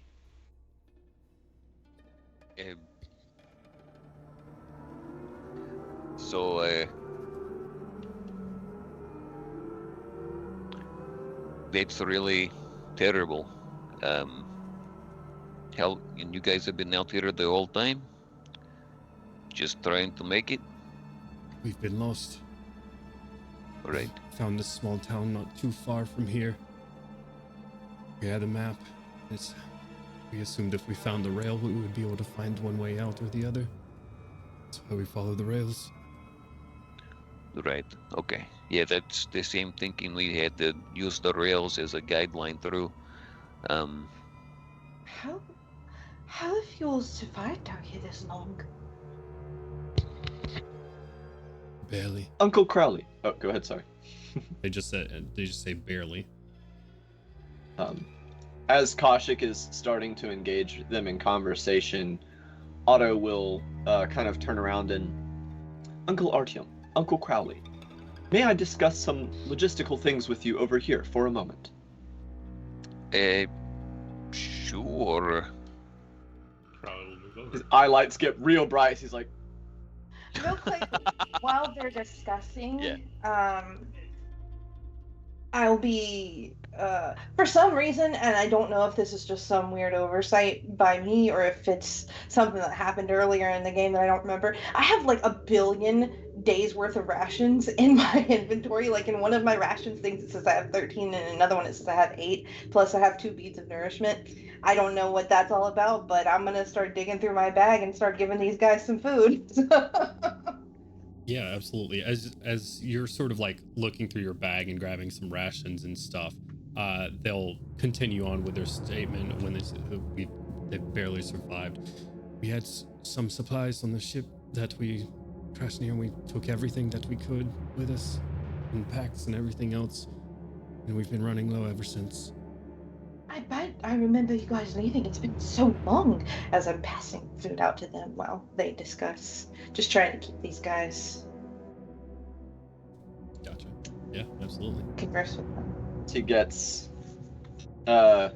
his 2 uncles a little bit further away, not far, like 6-10 feet away. Just kind of, I was inspecting them for injuries, and they have sustained many very serious injuries, including at least a couple that appeared to be instantly fatal. I am unsure what the situation is, but while I don't think they are malicious, at least not at this moment, all is not well. You think they might be undead? I am unsure. I am intending to ask permission to perform a more thorough medical examination. Yeah, it shouldn't be. I don't think that they would object unless they had something to hide, and then we can bring it up then. But I did not want to proceed without alerting you as to the specifics of the situation. Okay, I understand. Really quickly, Otto, do not draw attention to any fatalistic wounds if it's something that they're ignoring. That might change their demeanor. That might bring them into shock. Just examine for now. Examine. Indeed. Okay. Hear this? If possible, I will attempt analog medicine. Yeah, I would assume Pip's closer to the back anyways, so you can probably overhear this conversation pretty easily. The other, the 3 in front of Kaushik seem fairly distracted in the conversation and the fact that they've just been handed fresher food. So, actually probably not so fresh. I gave him we the could jerky, just I gave shoot him the nuts and seeds. Oh, or we could just shoot him and keep going. I'll have a gun. Everybody just blank stares at Pip. That's what I'm seeing. Just silence, everybody going. After the comments from Archim and Crowley, Otto will reapproach the 3. I am formally medically trained. I would like the opportunity to look at your injuries. Perhaps I can help. I can help out as well. She is also a talented medic. We would like to see you be as well as possible. I'll smile at him and hope that the offering of rations helps persuade them. Yeah, they're sort of taking it. When you mention looking them over for wounds and stuff, Otto, they do give glances sort of back and forth at each other. Give me a persuasion check. I'll say at advantage since it's you and Kaushik. So either both of you can roll 1 or 1 roll with advantage. I'm gonna look at my thing real quick. Persuasion? Yeah. Just let me know if I'm rolling once or twice, Brittany. You're rolling 1 and I'm rolling 1. All right. Roll it. 13 plus 8 for a 21. A 19. So. Okay. Actually, I'm gonna, before you say the results of that, I will Flash of Genius that as well, and I will explain it as he's just going to try and appeal to them and say, we are aware things are strange and perhaps difficult to understand. Gotcha. That'll make it a 24. Yeah. Sort of attempting to ease their what's the word I'm looking for? God damn it. Reservations about what's happening. There we go. Sort of shake their head. Yes, you can. They're not as bad as they look. We're able to move around just fine. But if you have something that you can take care of them, surely.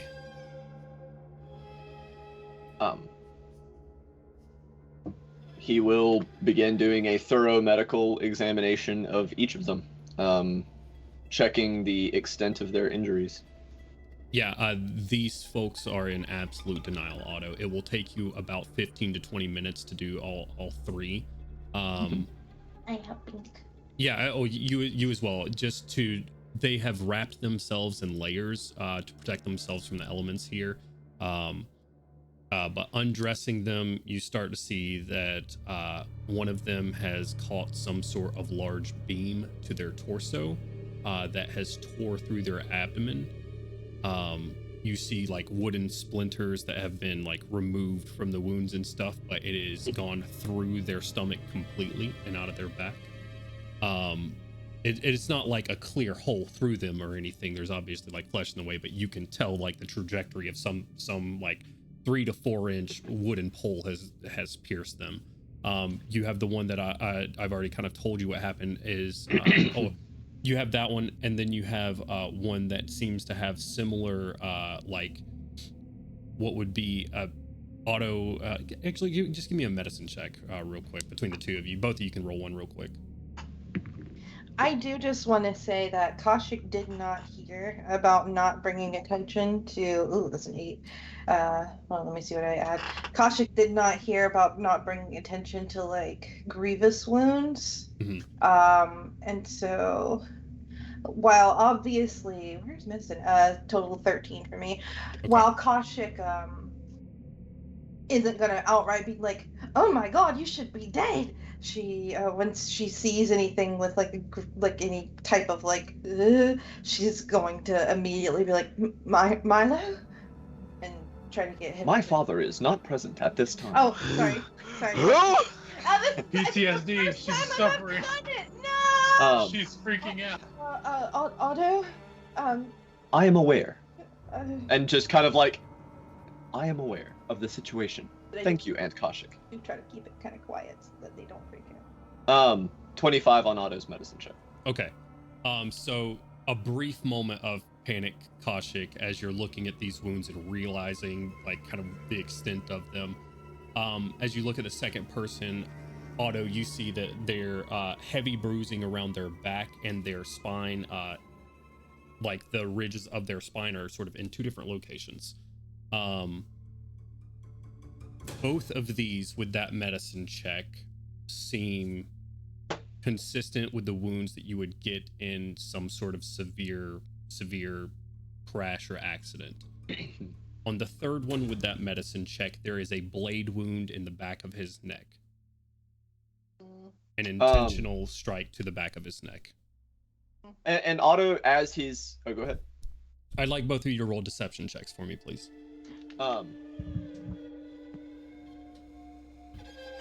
These aren't too bad. 16. Much less impressive than all of the others. I'm just imagining them being like, that wound doesn't look so bad, and there's just like a dagger still in there with like the tip of it poking out the front of his head. And like, I didn't realize I was muted. 17 plus 8 for a total of 25, I think. Nice! Damn. The whole time he's doing this, Otto is going to ask very like normal questions about the wounds, like, does this one hurt? Did you also sustain this in the collision? And just as he finds the blade wound, was this also sustained in the collision? And at this point, he's just taking inventory of all their wounds. He hasn't begun any treatment yet. Yeah, absolutely.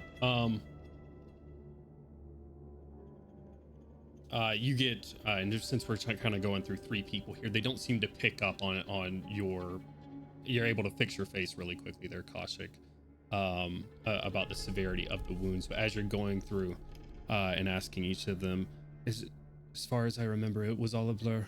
And yes, when we went down, I woke up. I was able to take it out with the help of about 4 or 5 others of us. and she's pointing towards like the pole that went through her and is no longer there. She like takes her hands and covers it up. They were As she able to explained, free me. go ahead. And she just says they were able to free me. Yeah, and he's trying to keep her engaged in a normal conversation, so she says that he's just a monumental task, I am sure. Yeah, and there seems to be a lot of confusion, as there would be in a crash. About the only one that can't give you any answers is the guy with the wound on the back of his neck. Like he's refusing to answer, or he doesn't know. You can give me an insight check if you'd like to. This one will be insight, because it is medical. No. Don't lie to your doctor, No. everybody. Just a quick PSA. Right, a solid, I believe that is a 5. Yeah, 5. Yeah, taking him at his word, he doesn't seem to remember it. Unfortunate. I am going to attempt to treat your wounds as best I can at this time. Do you accept my medical attentions? We recommend against spells. We will not be using magical methods at this time. I am trained in surgical maneuvers as well. Give me another persuasion check at advantage. Now be succinct. Yeah. I don't have much to this, I don't think. 17 again. Roll both of them. Yeah. Sorry. It's okay. It's okay. Sort of looking over both of you, Koshik and Otto, sort of patching up wounds. They are now replacing their layers back over their wounds and stuff at this point. Perhaps when we get to somewhere stable or a camp, I'd like to make progress out of here if possible. Of course, although I would advise providing medical attention prior to leaving the Mournlands. They are under some form of preservation, it would seem. Then you can leave with us. If we're heading west, it's the closest way out of here. Unfortunately, I do not believe we'll be able to change our trajectory.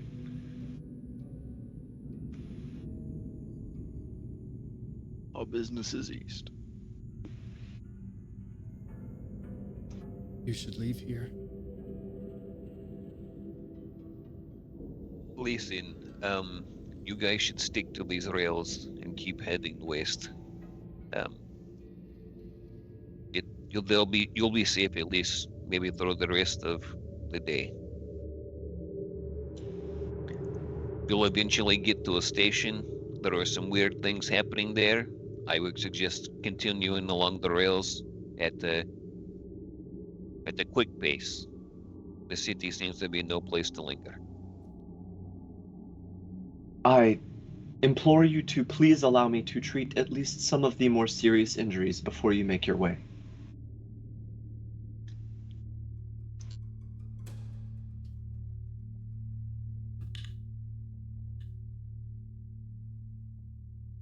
Give me a medicine check really quick, Otto.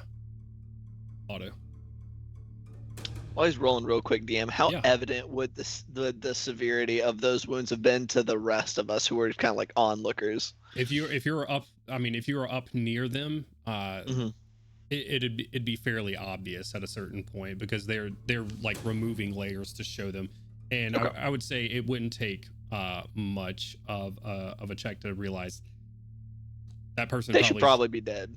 Well, even if you didn't know, like that's a fatal injury. Like these people weren't walking with any sort of obvious like Right. limp or anything. So it seems to be just sort of that's not right. It's very odd. least. It's definitely There is- they're behaving uninjured.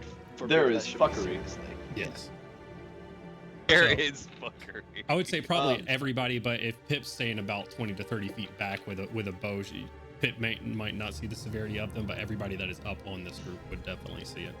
Pip, by the way, I would say even with a ready to action, these folks have not made any sudden movements. Are you staying back still with the bow drawn and ready? No, I say she certainly hasn't put it away, but she's kind of like released Okay. the hold, but she's definitely, and maybe started to drift up a little bit, but she's definitely high alert. Like she is not happy about this at all. Gotcha. What's the result of that medicine check, Otto? It was an 18, 10 plus 8. Okay. To surgery at this level where you are right now would either be purely cosmetic and would take you several hours, or it would, I say several hours. Purely cosmetic would probably take you for the group a couple of hours at the very least. Serious medical work to actually repair damage done to a sustainable point of like life would go into the night easily. And that would be difficult to say the least, considering where you're at right now. I'm not saying that you can't do it. I'm saying there is a time cost here. Right. That being said, he would lean in close and whisper to Artyom, "Should we not offer them our protection? I can attempt at least to work on their injuries as we go." So, Hey, and at this point, oh, I'm sorry. go ahead. Go ahead. No, oh, I was just gonna say, while Otto's speaking to Artyom, Pip's has sidled up to Brune and is like, "Oi, isn't it the longer we're here, the worse it gets? Shouldn't we get out of here?" We should get moving soon. But I understand their delay. A quick question from me, DM. As with Kolchak before, do I see any, like, you know, do they give more of a spirit vibe to me than a mortal living vibe? Give me another spell check. Me forgetting I did this like literally 30 minutes earlier. Somebody should just turn undead real quick. We'll find out really fast. Yeah. While he rolls that, DM, I had meant to ask and got wrapped up in the abject horror of the situation. Part of what he was wanting to look at is, do they have vital signs? Like, are these bodies animated by necromancy of some kind, or are these living people who simply, for whatever reason, are not dying? Give me an Arcana check. Roll a 14, so 24. With a 24, I got it. Go ahead. With a 24, Crowley sort of, it's interesting. While the Mournlands are filled with spirits, this is nothing like the hotel or like what happened with Kasha. They do not seem possessed by any sort of spirits around here.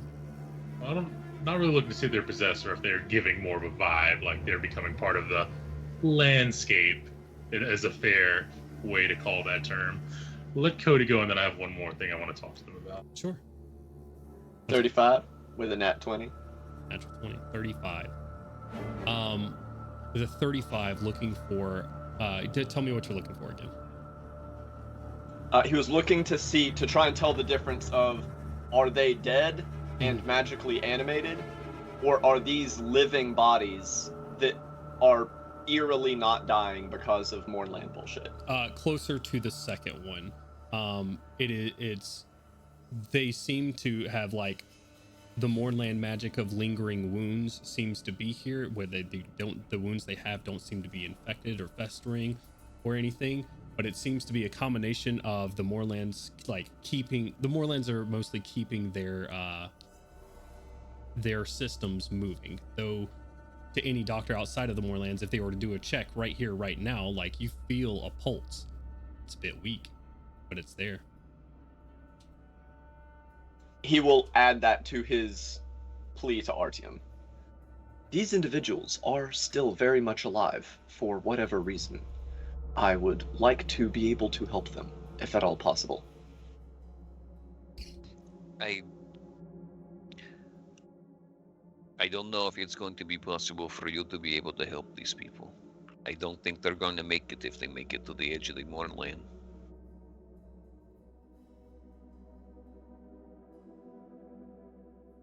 I see. If maybe we can get... If we were to get them to the edge and maybe use some magic there in a more controlled environment, we might be able to make it. But that would take us in the opposite direction we're planning on going.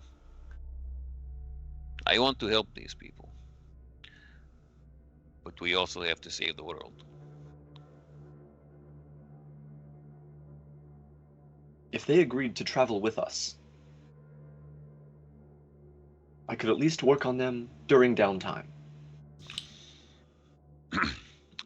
Hey, you feel It's this? just- The three of you, you realize you're hurt beyond repair, right? We're gonna pause right there. Crowley said you wanted to do one more thing, and then we'll hop back over to you, RTM. Are just fucking straight ahead. Well, pretty much I was going to do what Artyom was so bluntly doing, but with a lie and a more passive undertone. All right. As soon as you go to do that, like you're gonna do it with a little bit more charisma. RTM on the jump with, you realize you're damaged beyond repair. That's what you say to them.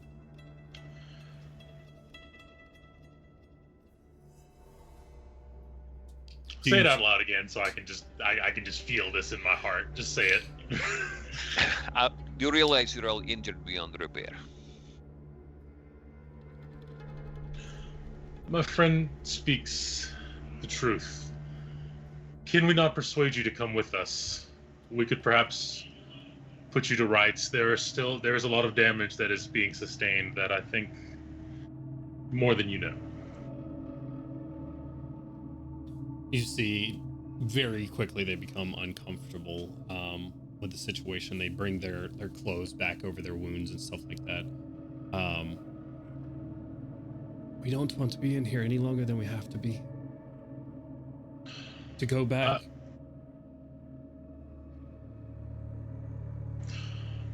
I understand completely. It is a very perilous journey you've suffered. But I can assure you beyond a shadow of a doubt, if you come with us, you will reach the end. You have a higher chance to reach the end with us than you do alone. I want to take the hands of the girl, the female. Mhm. We're appealing to girls today. I'm gonna take her hands and be like, listen, it seems to us like for whatever reason, the thing that's keeping you up and running right now is the magic in the Mournlands. And until we're able to do something to help you, you should stay with us. Once we can get somewhere that we can actually use our magic and we can help you guys, we can fix your injuries. But for now, staying in here might be the only option if you want to live.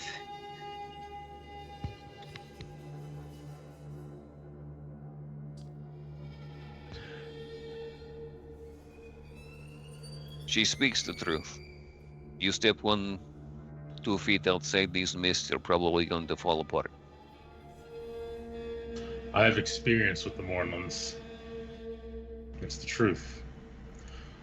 But if still these heartfelt pleas do nothing for you, then at least do me the favor. And Crowley's going to reach into his jacket, like, smoothly, and remove a parchment. I would have your names so that I can let the others know, so that I might check and see if any of you make it out. So the Shining Vanguard as a whole right now is attempting to convince these people to travel along with them so you can repair them before they step outside of the Mournlands, and God knows what happens to them. Try to Right. give them the best possible chance, because it's not looking good already. So you're gonna We're move giving along. them healthcare options. Okay. You're attempting to convince people that have suffered the horrors of the Mournland to stay in the Mournland for extra time. There's also several of you giving them very, very good reasons about you're not sure what might happen to them if they do step outside of this horrible, horrible place. I will give one person persuasion check, straight roll.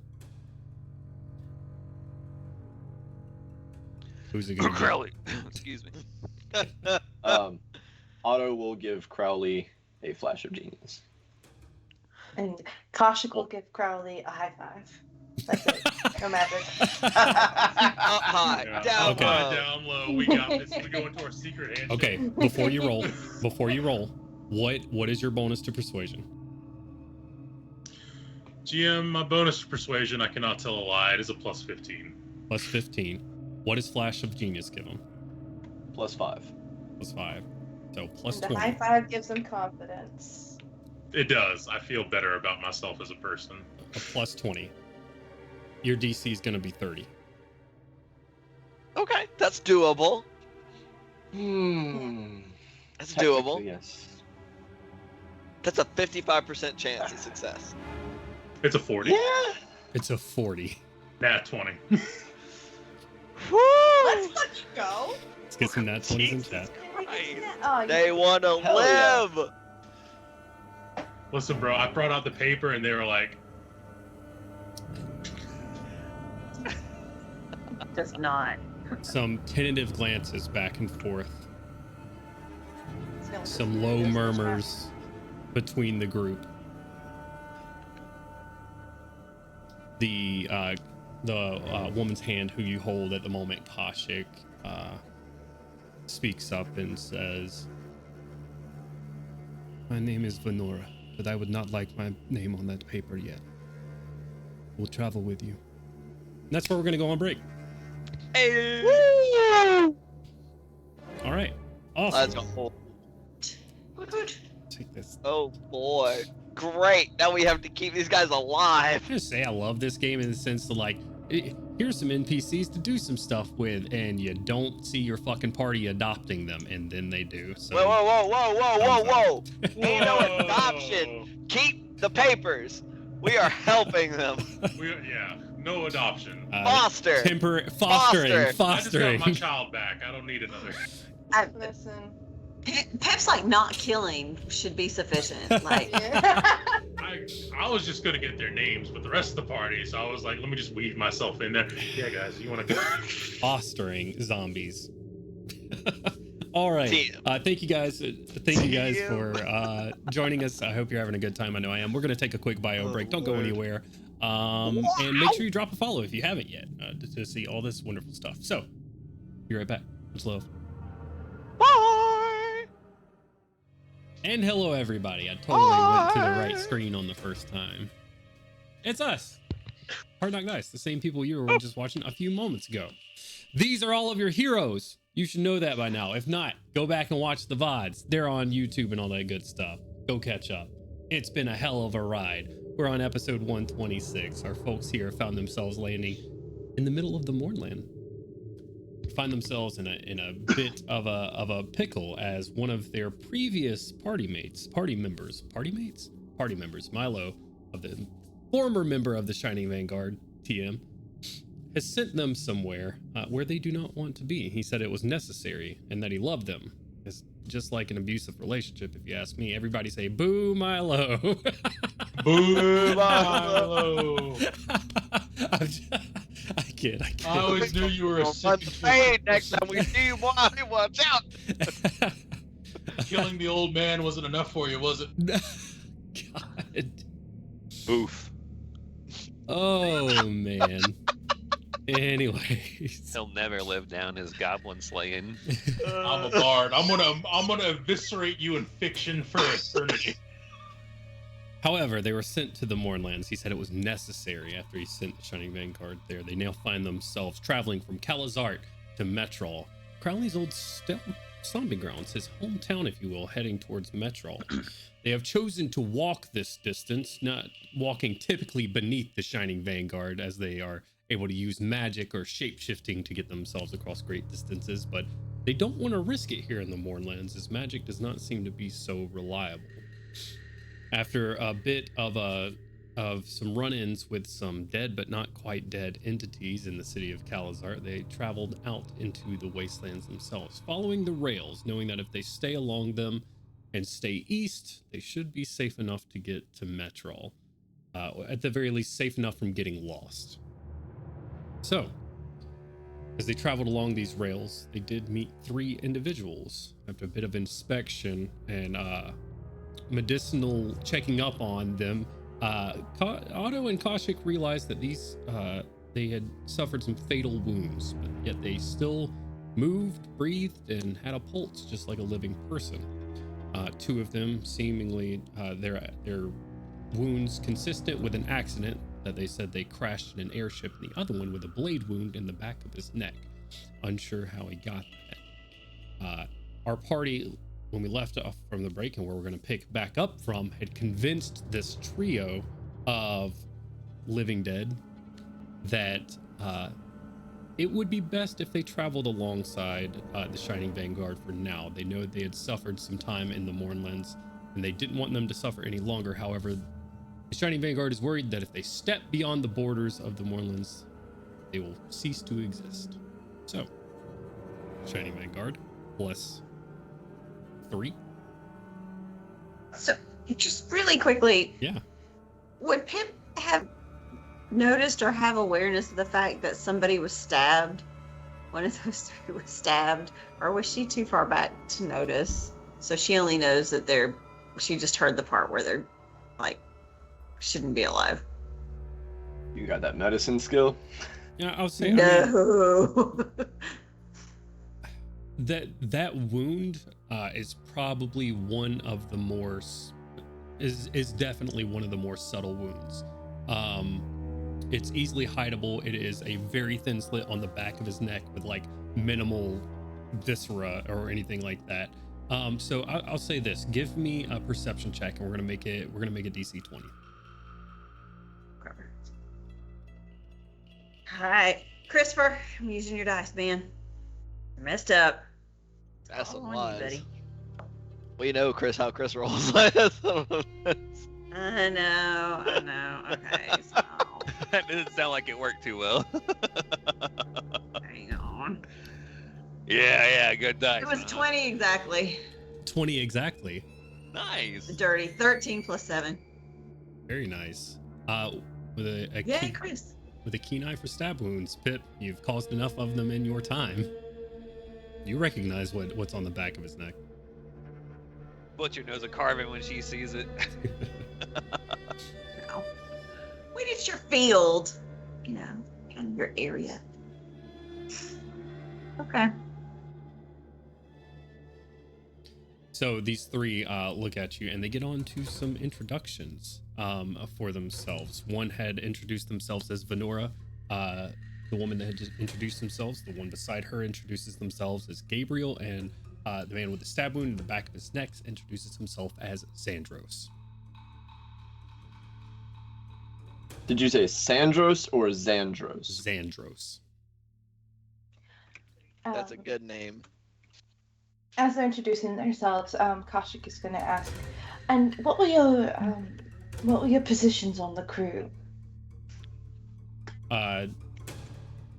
None of them have any sort of captain, but a lot of them were like, I'll say, Venora speaks up. Most of us were sent in to investigate the happenings of the morning. What caused the morning, we were following up on leads that typically need to know where, from what we know, at least. So would your profession be scout or researcher? Something of the sort, adventurers. Someone stupid enough to take gold to do this. Whatever column you wish to check it, yes. Do you know what happened to your captain specifically?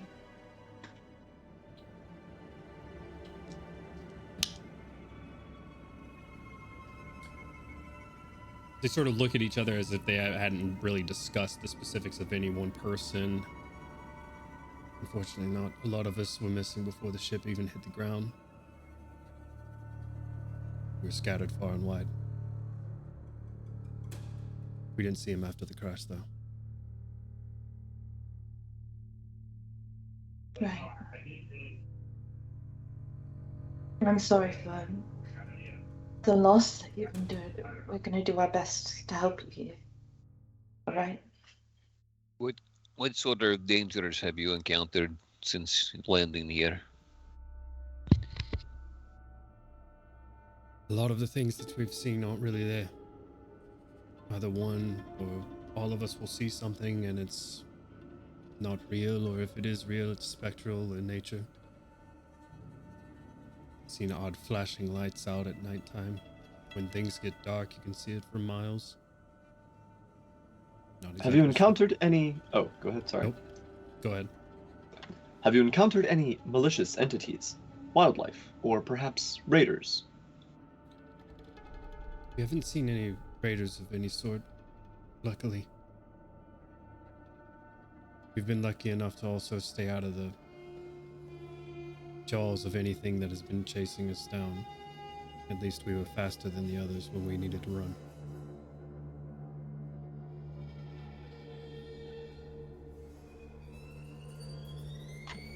I kind of brain dumped for a sec. Are we now walking, or are we still kind of stationary? I was gonna say, are we walking and talking? It's up to you. You tell me. I'm walking in. Yeah, let's start to move out. Yeah, I definitely. say, yeah, because if we weren't walking, Pip was gonna be like, Yeah. You shuffle them along. They nod their heads, grab all their packs, and they wrap their heads in their faces once more and sort of get undercover again. As we begin to set off the first couple steps, Otto will explain to them, if we do encounter any kind of adversity, please stay behind us. Your bodies cannot sustain any further damage, and I would like you to not stress the injuries that you currently have.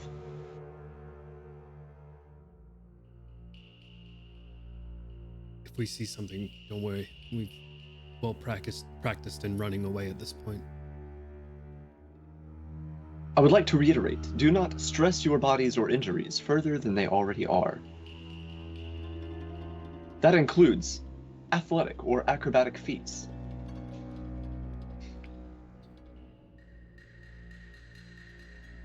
I have a feeling that the running won't do as much damage as some of the things that we've seen out here. That is what the Shining Vanguard is for. The who what? Gestures grandly. We will protect you as best we can. Sorry. He has a flourish with his hands. Does like a. Sparks start firing off from behind him. A banner unfurls. Roll some perception checks, I guess. confetti Joking. trail of confetti down the trail. With a natural 4 on her insight check, she says, "I'm right." She doesn't seem very, very comforted at this very moment. If you flee and we cannot find you again, then we cannot help you. I'm gonna try to stay nearby. And this. Okay, Oh, go ahead. So sorry. No, go ahead. I was just gonna say something that Otto would say to Artyom at some juncture during the next few hours of travel, just after a routine has been established. Mhm. Kind of gesture for him to drop back again and say, the one that sustained the knife wound, Xandros, claims he does not remember sustaining the injury, but it is the only injury of violence that I was able to find on any of the three of them. Perhaps you would have some way with your abilities to help bring that memory to the surface. Referring to your telepathic abilities. Yeah, I can try talking to him. In no particular rush, as I don't think that knowing will affect the injury, but it might assist us knowing what we could possibly be walking into. A rush. I want to know who's stabbing people. Yeah, What's only, this? they don't be so trusting of everybody just because they're injured and down on their luck. They very well could have got stabbed in the back of the neck from trying to eat one of their half-burnt alive crewmates, so just because they're friendly to us doesn't mean they're friends. He 404s a very little bit. Impossible. How big was I don't know if it was clarified, DM. What size blade does it look like made this stab wound? Was it like stabbed in the back of the head with like a fucking knife, or like a fucking sword? No, it's very much like sword size, probably a short sword or some sort, maybe short or a long sword. Like it's like hard to tell, but via width you can tell like it's not a fucking claymore maybe, or at least it didn't get to the hilt of a claymore. But it's. I was thinking not like like serial killer, like small stab wound, like a stiletto, an ice pick, Yeah, it's not like a pinpoint or anything, but it is a very clean wound. Interesting. All right. Okay. While Otto and our team have fallen back and sort of having this conversation, who's leading the Shining Vanguard here down the rails? Don't everybody speak up. at Me, once. I guess. Okay. I'll be Not in the me. front. Roll a perception check at disadvantage for me, please. Hell yeah, brother. Dragonfly is in the lead, Ayah! obviously. Oof. 11. 11. I do Okay. not see the Illithids riding the Displacer Beasts. It's rough. It's a hard knock I'm gonna- life. Pop you. Beat that crap. I swear. Jones wouldn't do that. There's no way he would do something like that to us. He would Probably. absolutely do that. Brune, you guys are getting to some of the cracked, dry wasteland. It looks like you're getting to a bit of a grassland area here, and you're not seeing too much at this point. But no movement or anything. But you're Very continuing misty. down continuing down the rails. The mist and the fogs do not tend to change. Look at my passives real quick. Wish I still had that Some. DM screen. Oh, but my passives were wrong in that thing. That's why I don't use that. Yeah, because fucking the extension broke. What's everybody's passive perception? 13. 17. 17. 13. 21. No, 18. I'm so sorry. 20. So Crowley would probably be the first notice, and then my 18 and my 20, my 17 shortly there afterwards, and I'm pretty sure Kasha has a fairly high one as well. And it's not too hard to spot, Brune. I think you might be getting lost in the fogs and stuff with your head on a swivel. So the like two marks that are leading off the rails themselves go unnoticed under your feet, but the rest of you would notice them where it looks like two lines have been dragged through the soil and grass and now lay out maybe a couple 100 feet away from you. You see a derailed lightning rail car, maybe about 200 feet off the tracks or so. That's a couple feet. 200 feet off the tracks. Yeah. You Holy see shit. the outlines of it with my probably I think Crowley may notice it was the fogs split and everything. It is laying on its side, and you see a couple of cars here with the main engine all just sort of flipped over and off the rails. It looks like this thing was thrown pretty far. Not recently though, right? Like, You want to give me an investigation check? Go check From it out, Brew. over here. I would guess I was looking more to see like if there was evidence like from on the tracks, like divots or like where if it had tumbled across the ground, like the furrows like in the ground and stuff. Yeah. Was this the thing that had been tossed an hour ago or 10 like, years ago? Yeah, exactly. I think it's a legitimate My question. investigation, not great. Okay, let's see here. Purple die. Yeah.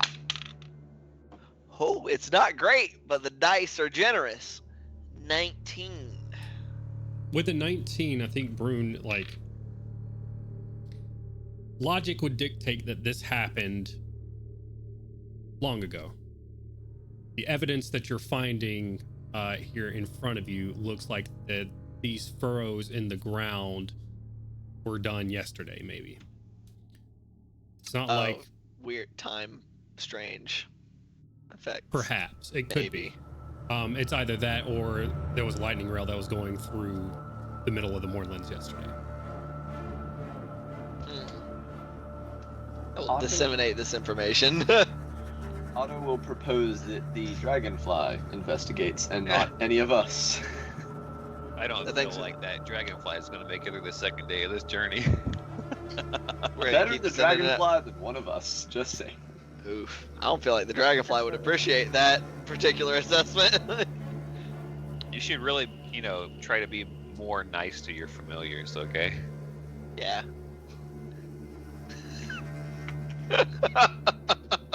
Where is Barrick? Is Barrick No. here? I say Barrick is in the glow stick holster. Is Barrick even with us? I don't even remember. I can't remember what most recently happened to Barrick. I don't He think get- I've resummoned him. Did he get eated?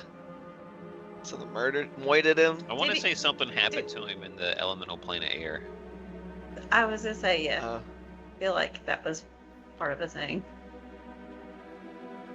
I don't remember Rip. either.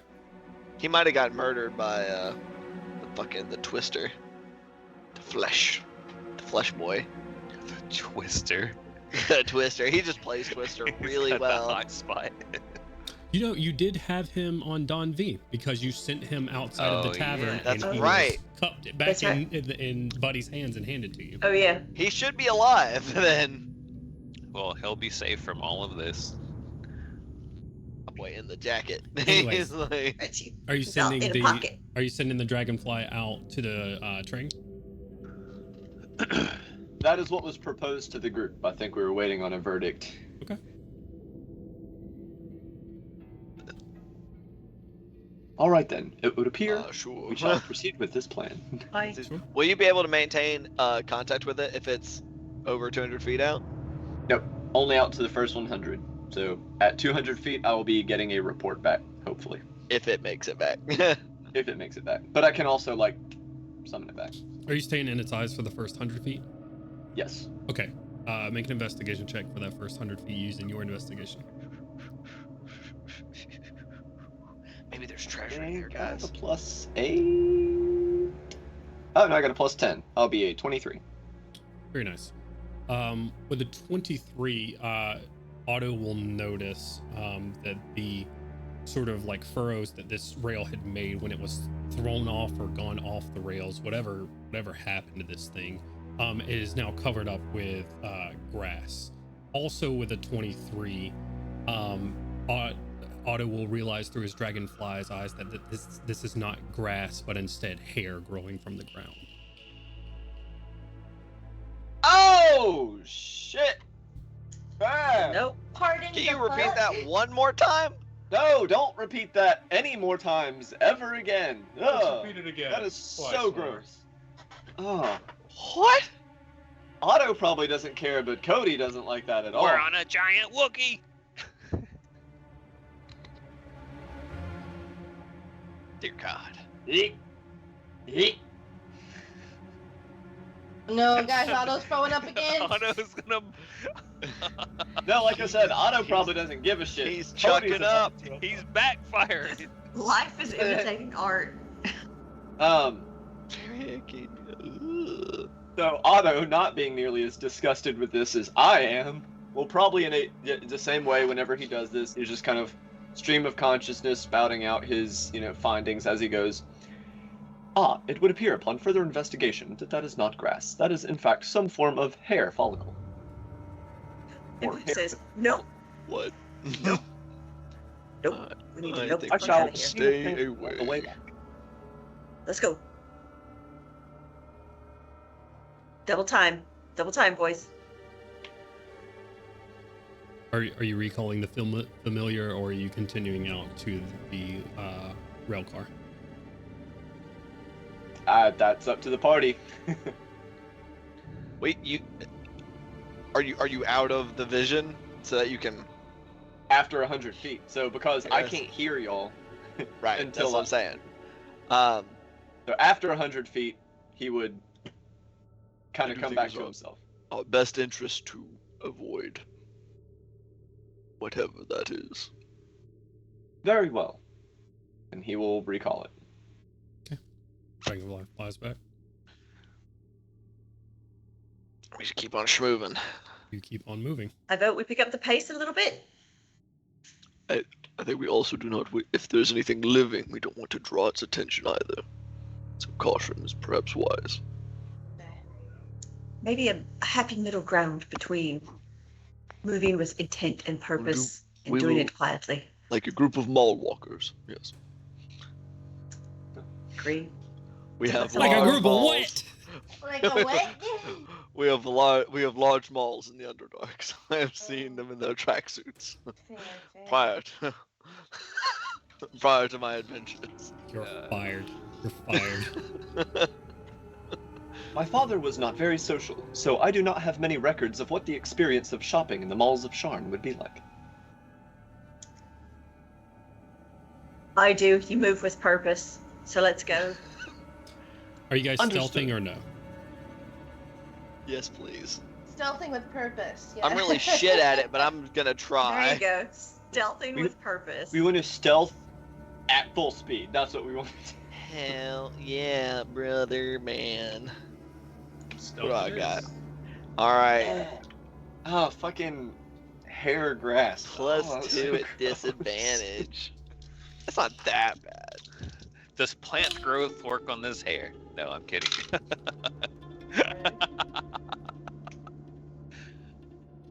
That disadvantage is a mother sometimes. That's all I'm saying. Oh, what's that disadvantage? I didn't. Mine is. I'm wearing Oh. plate. And guess who else is wearing plate? Dab on 'em. Mine's not fantastic. I rolled Sometimes you just roll a 16 3. total. Oh, and we can't abuse pass without a trace right now. No, we cannot. You Well, I mean, could- we could try. I don't know how I we would go. like to buff everyone with bardic inspiration because I'm just giving you words of praise. No magic, just. That's okay. It's praise. not, yeah, just praise. I believe in you guys. Is that a? Wait, are what's we- that? D4? D12. D12. 12. Oh, good. I might have a double-digit stealth score with this. I doubt it, 16. but I might. Oh! I do. that Crowley. laugh doesn't sound Did you very. roll a Crowley. one? I got a 1, and that brings it to a 10. I am in the double digits. Wow. welcome. You did way better. 23. There's no saving Crowley. He's at a 14, so. I had a 6 plus 3, and then I rolled your bardic for a 1. Okay, we'll go around my screen. RTM, what'd you get? 16. 16. 23. Nice. Koshik. Twinsies. 23. Brune. 15. That 10 on the D12 made a difference. Crowley. 14. Otto. 10. Dab. Nobody was in the single. We saved 2 people from the, or 3 people from the single digits. Let's go. I've done my job. Too Who bad was it that has- masked man? It's got blind sight and trim percents are 150 feet. We so were gonna have a anyway. 5 and a 6 if we didn't get those D12. No, I had a 6 plus 3. I had a 9. I Kent think, had a for 6, or our Oh. team had a 6. Our team and Bruin would have had a 5 and a 6. That disadvantage, Oh, so- no lie, so because I would have had 3 30 something. 3 people got pulled out of single digits with that. Yeah, 3 people got pulled out of singles. As you're trying to keep quiet along the rails, there's not a whole lot of hiding yourselves. Actually, you know what? I need to roll. Oh, any God. more, just to make sure. I don't like that. You don't That have one, to that make one, sure. that one. Just for the record. The record show. Let's make this. Okay. All of you still succeeded, with the exception of Otto. However, with a group success, Crowley calling up the spirits to cling to your feet to make them a bit more quiet as you walk down the tracks here. I'm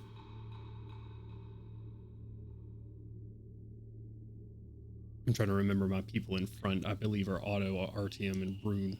The 3 front runners here. Yeah. Stealthing along, and you can't see the entirety of whatever it is over the hair grass that is now probably about 3 feet tall at this point. Sort of just standing up, but when the wind blows, it waves like hair in the wind.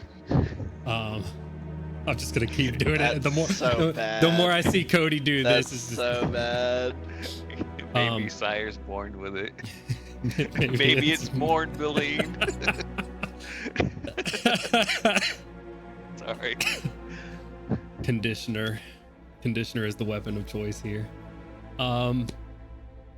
However, the three of you up front, Artyom with a higher passive here, the three up front, you'll notice a pair of rather bulky, large shoulders just over the grass that looks like they belong to some sort of quadrupedal being that is in the grass, not currently looking at you. All you see is massive, like stretched brown leathery skin over two large shoulder blades, and that's about it. And then it slinks down into the grass.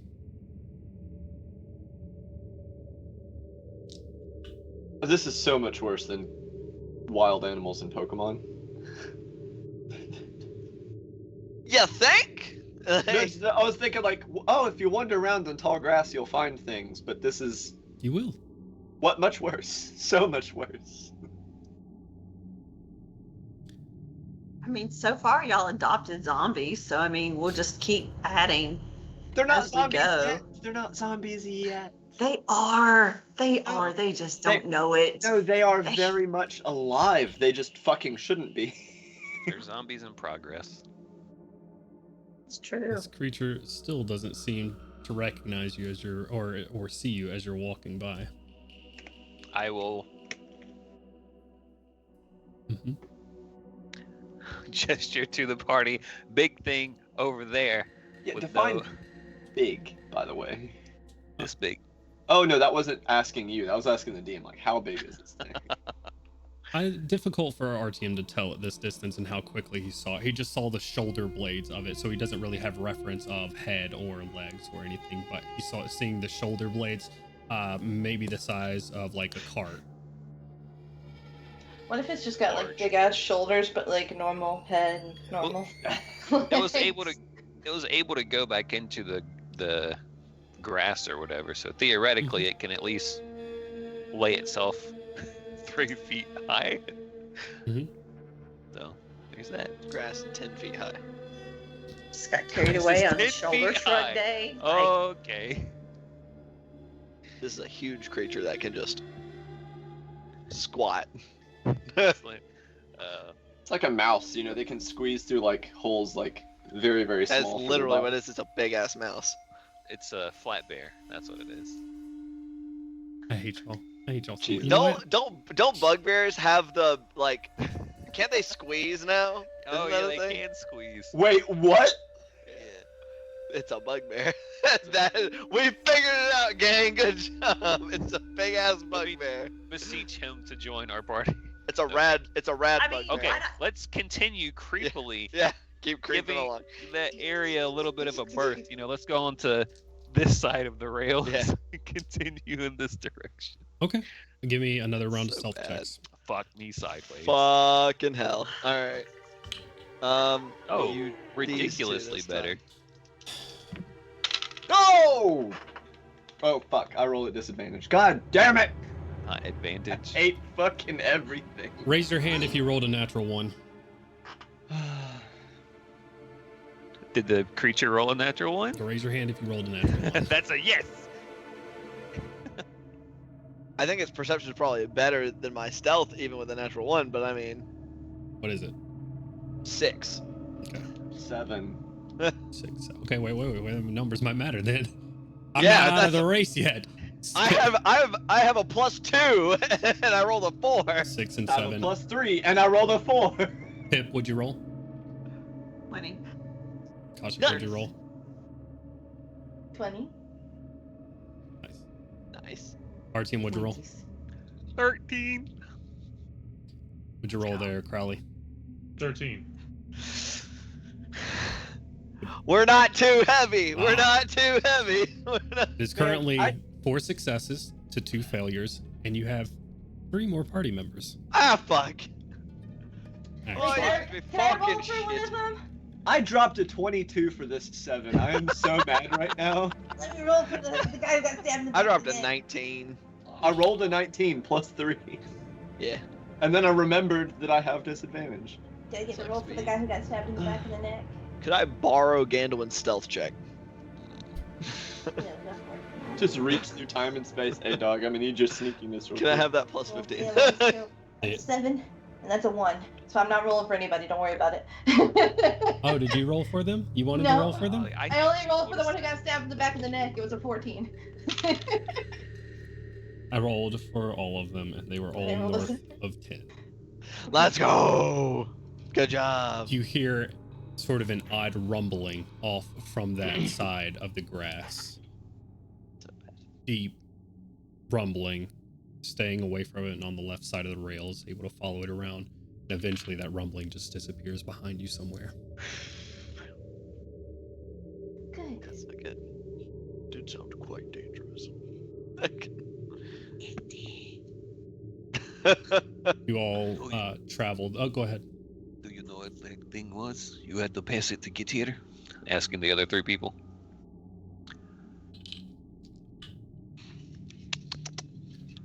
Pass Hey, what? one of our Can we be friends? What did we pass? There is some I didn't large fucking see it. quadruped creature that was groaning and rumbling in the distance back there. In the hair. In the what?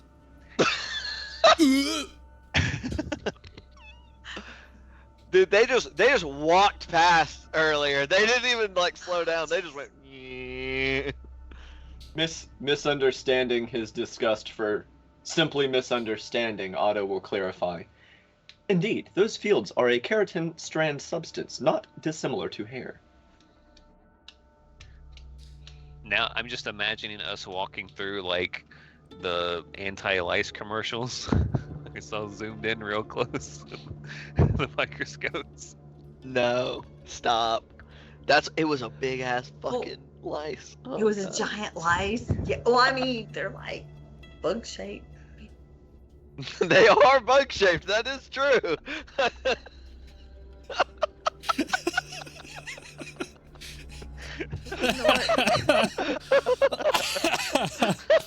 Oh man. We keep walking. We keep Yeah, going. I know, We go. I know. down That the one was funny though. You continue to walk through the moorlands. This day goes without much more interaction. Thank God.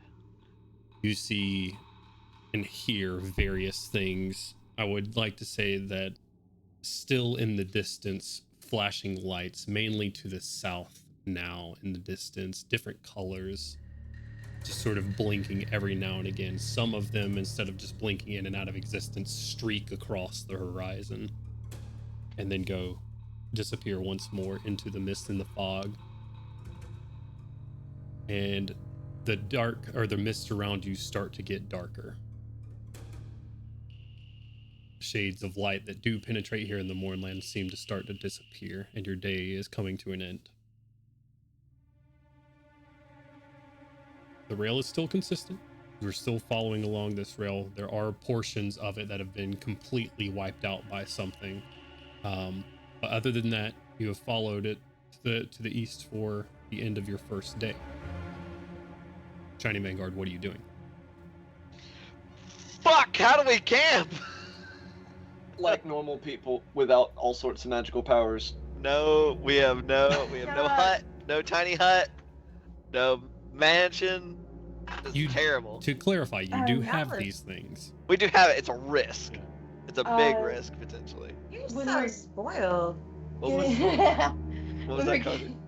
When we're The getting real it. Oh, go ahead. Nope, you go ahead. Nope. Matt. Caution. caution. Gotcha. Insist. I, We'll wait you I out. was just gonna say, what's the real difference between the Magnificent Mansion in the morning, guys? Really? What's the difference? I think there's a difference. The ghosts don't go away when you walk through a door. When we go to set up, figure out what we're supposed to do for camp, Kasha can just turn to the zombie squad and ask them, how have you guys been camping? Have you been sleeping, keeping safe at night? With a watch and with luck. Pip's over here just shaking her head. She's like, Any other options Does- just seem to like go over their head. Like you can very clearly see that a couple of them have like they have bedrolls on the back, on their backpacks. But Okay. This does seem to be the only available option, yes. Pip's like, who's going to take watch first? Let's figure this order out so we can get some sleep and get going. I agree. If it's not me, I'm gonna sleep. I do have a bedroll as well. So I'll- I can- I'll go ahead and take first watch. It's fine. before As I we do not establish sleep. a watch, really quickly, if we can, just how are we setting up a camp or not? Yeah. We're setting up a circle of unconscious people with folks to look over them. Mm-hmm. I'd say off, not directly on the tracks. Probably. Okay. Otto will No. be Not with his far. men. Absolutely. Everybody head on the track, literally sleeping like Yeah. this. Let's not lose Yeah. anyone because they wake I up mean, in the middle of the night other- and wanna step away for a pee. My only thought may be that other things that are here may also use the tracks as a landmark for traveling. Sure. Which is why you But have that's a why we watch. have watch. Okay, sure.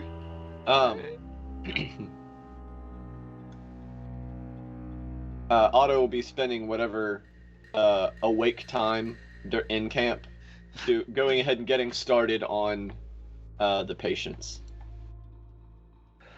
Okay. Do we want to keep watching pairs? I think that is wise. More than one pair of eyes in this environment is necessary. I'll take first without him. I'll take second with Otto. I think. Okay, Koshik, you go ahead and you should probably take last watch. Why's that? You've got pretty nice. Because you got a +5 wisdom. I don't want people with a stacked perception to be on the same watch. Oh, I thought you meant it being last specifically for it being last, not for it not being with you. Right. Okay, yeah, that works. Ambushes are most likely to occur It's alright. at dawn. Whenever While I you're must Koshik- take starting to relax. Koshik's slightly offended that our team doesn't want to hang out with her. All right. I'd rather you be offended than dead. Koshik, Otto reminds them, bear in mind, while I do need to remain inert for some period of time, I will be fully aware and able to see and hear, if something should arise. If I see I feel like this should probably be how we take the watch. We have people that are sleeping, and Aldo can watch over them while he's in his inert state. And then we have one person 15 or 20 feet up the track and another person 15 or 20 feet down the track. And then from there we can see if something is using these rails as a, hunting path. Sound good? that'll work. That sounds like a plan to me. Crowley, do you know if Hey. there isn't any fresh water in this area? Well, DM, do I recall any fresh water in the area? Give me a survival check.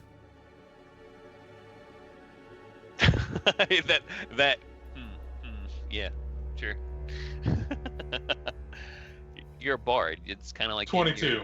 There you go. So you always pass skill checks no matter what. Let's go.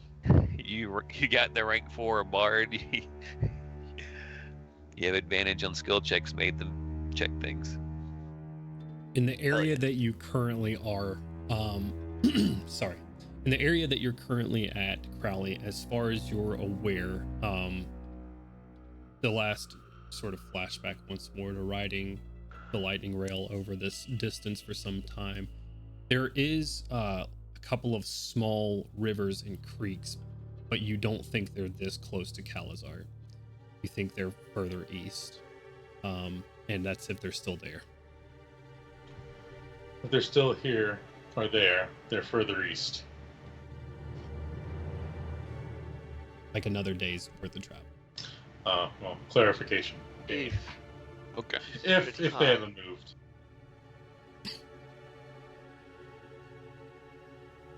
All What? right. Sometimes rivers get bored, they go other ways.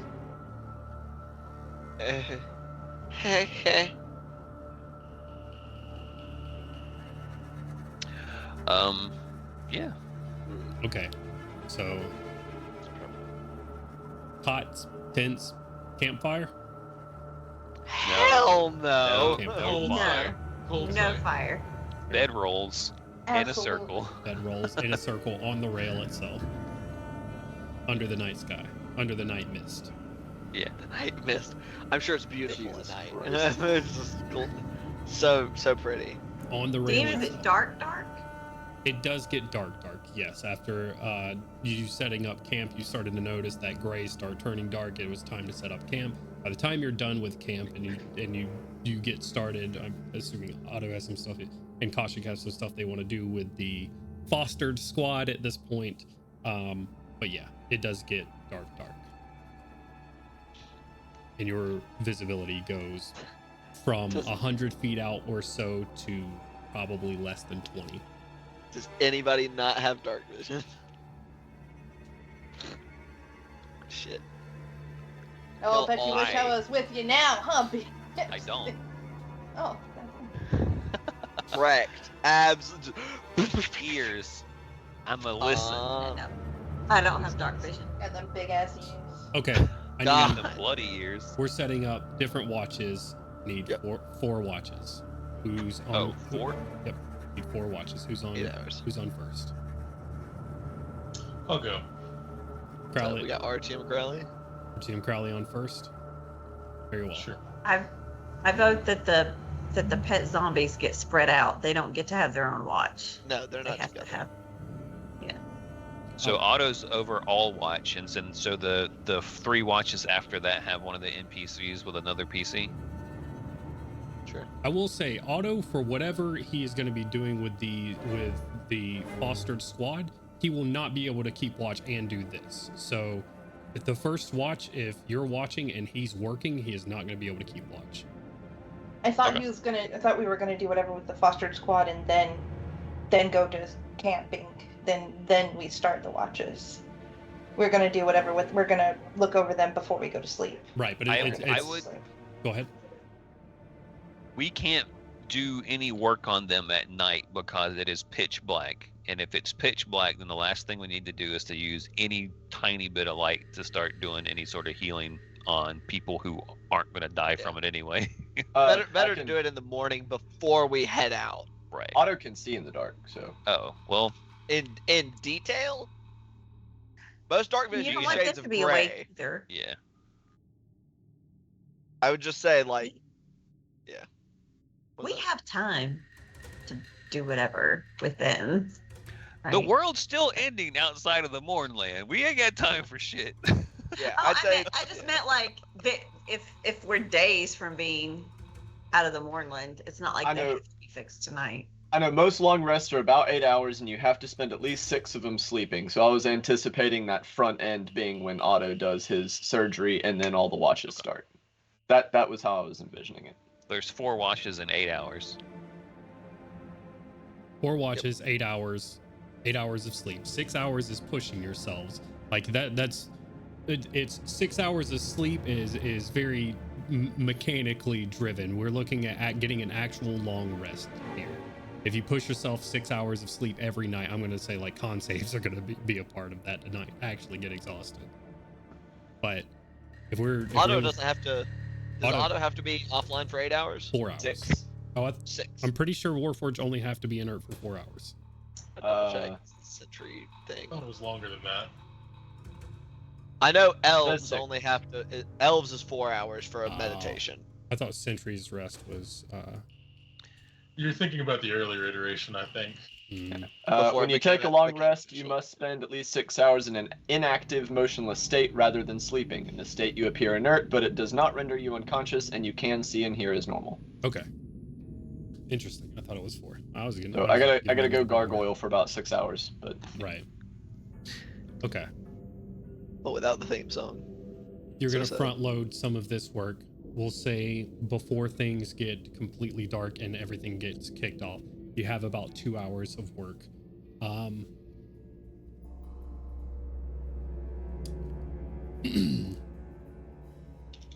roll me auto. Just give me a medicine check.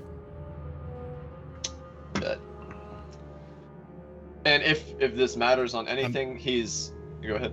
I'm gonna say because of your current situation, your scenario, where you're at, it's gonna be a medicine check. I'm talking about looking at these wounds and doing repairs that are gonna be necessary to keep these creatures alive at all at disadvantage. Yeah, that makes sense. And just because this is gonna be an ongoing process, we're gonna begin with like the most brutal and life-threatening, and kind of moving down the You're order of starting off operations. with the stab wound. Is what I'm starting off with the stab wound. Okay. Because that is very clearly like cut and dried. That person would just straight up die instantly from that wound. Gotcha. If that's the case, then I don't know if this will make more disadvantage, but he will also be trying to get more information about the weapon that was used to kill him. Like, was this a spear? Was this a knife? Was this a shard of metal, etc.? Sure. Give me a medicine check at disadvantage. Oh shit. Okay. Rolled a 16 and a 17 for a total of 24 for the medicine check. Okay. Yeah. What's up? The 24 on your medicine check.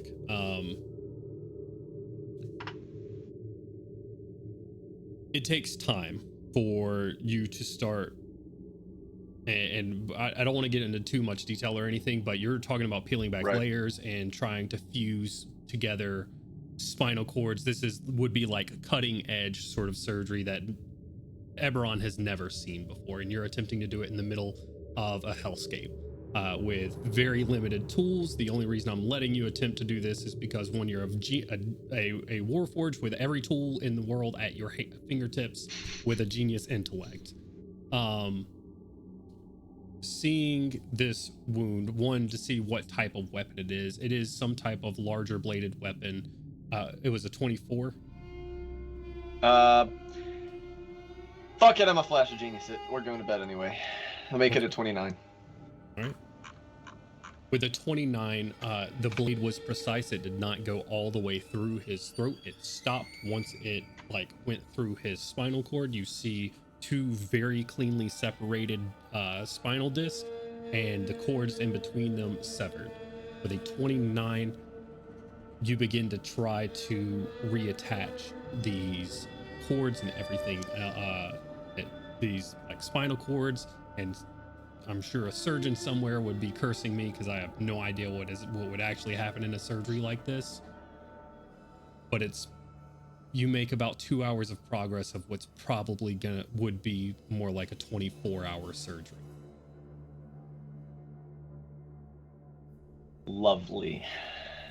Baby steps. That is exactly what it feels like. It is tedious, it is painstaking, and it's gonna take some time. Oh, I imagine. Otto is just very emotionally wrapped up in this, so. Sure.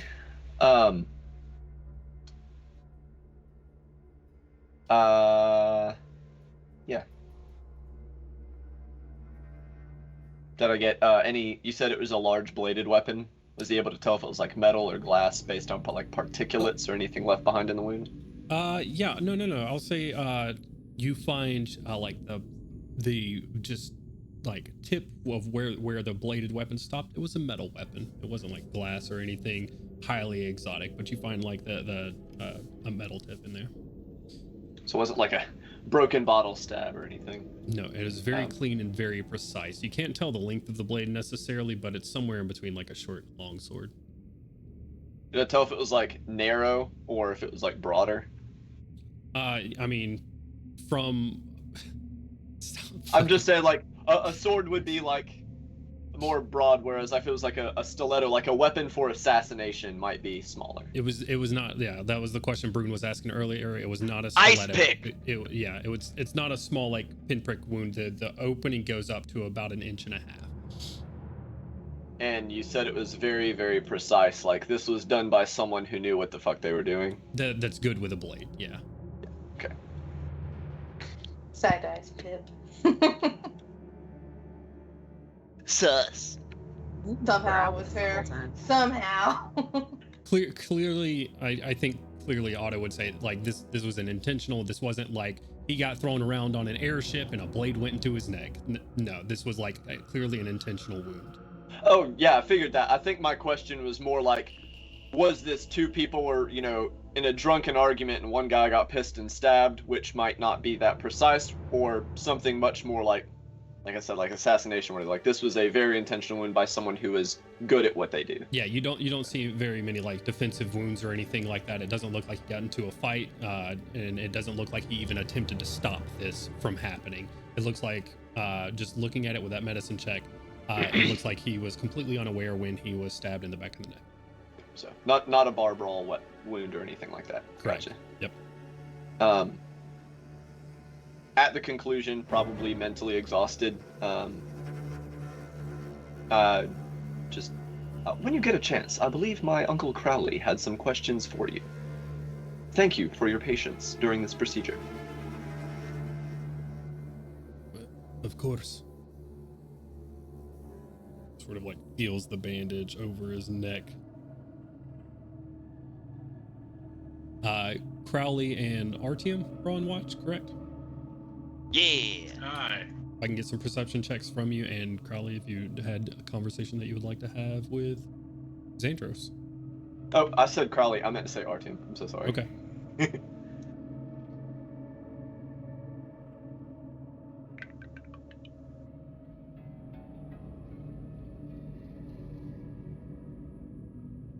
What are they?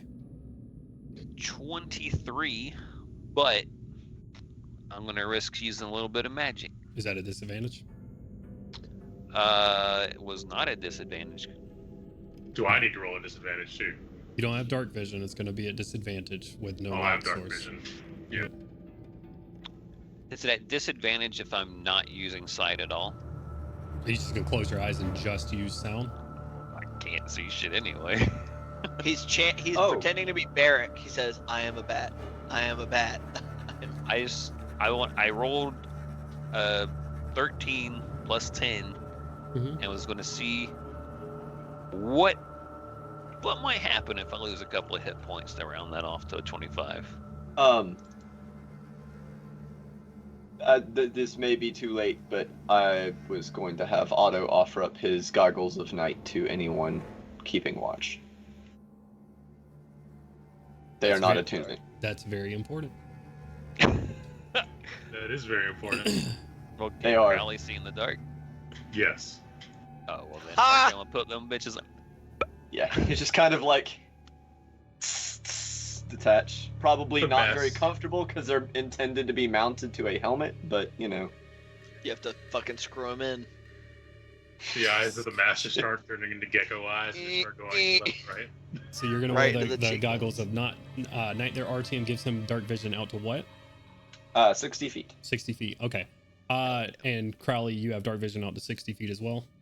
I do. Okay, straight perception checks. You're going to use the magic item to round See that if up. there are any ill effects to bring it up to a 25, Okay. aside from losing 2 hit points. Yeah, I'm going to look at that. You up. die. Just explode. I No, you lose just have a body. heart attack and just collapse. Why, God?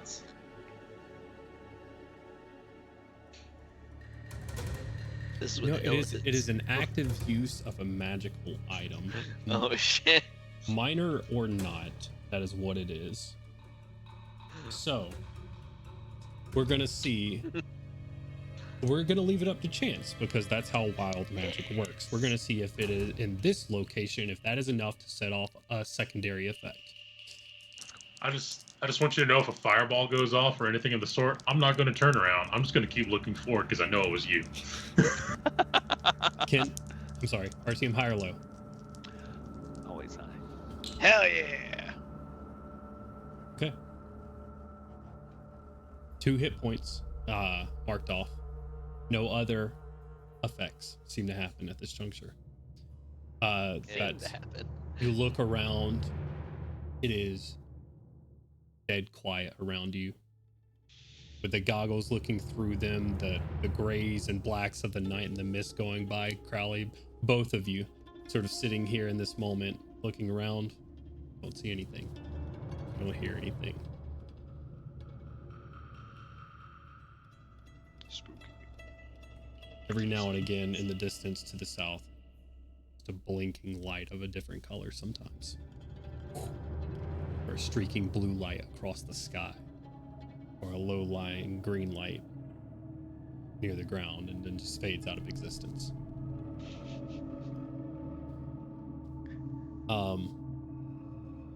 Second watch, who's up? Me, I guess. Let's go. Brune and Dark vision. I got dark vision. I don't, so I just need to be paired with somebody who Get does. you the goggles. Yeah, those can get Give me the passed goggles. Untangle them from my hair while I kind of like. He pulls the screws out of his cheekbones. I'm just envisioning like y'all are having to find increasingly creative ways to wear them. Like you got like a bunch of shoelaces hanging them onto your head. Or I have 6 rubber bands. Like, Yeah, hold Archon 'em just like wrapped his binoculars. hair around the sides of them. There you go. ow. It is worth noting I have 120 feet of dark vision. So if that That is makes worth any kind of noting. difference. And I. Yeah. Six. Don't you still only have like 50 feet of sight out of the fog anyway? He said, "Boy, I can see so much fog with these babies." Basically. let me go ahead and get perception checks from Pip and Brune. That is me. Reception. I do not have advantage. Damn it. Good. Ooh, Is it- that's bad. Is it 10? It's not good. Okay, it's fine. You know, it's not. Yeah, 10. That's okay. 7. She's tired and aggravated. It's only okay that you rolled a 10 because he rolled. I rolled a 7. But with our powers combined, Were if we not do the fusion splitting up dance, the we have a watch- 17. Like, Were we not splitting up the watch with us and yeah, the that's zombies? right. We're not supposed to be 2 of y'all together in the first place. It was supposed to be us and the zombies. Sandros is taken out for the first watch at the very least. Okay. The other ones will stay up if they are asked to. yeah, we only have 6 people. So we need at least 2 more to extend that to have a full 8, like full 4 watches.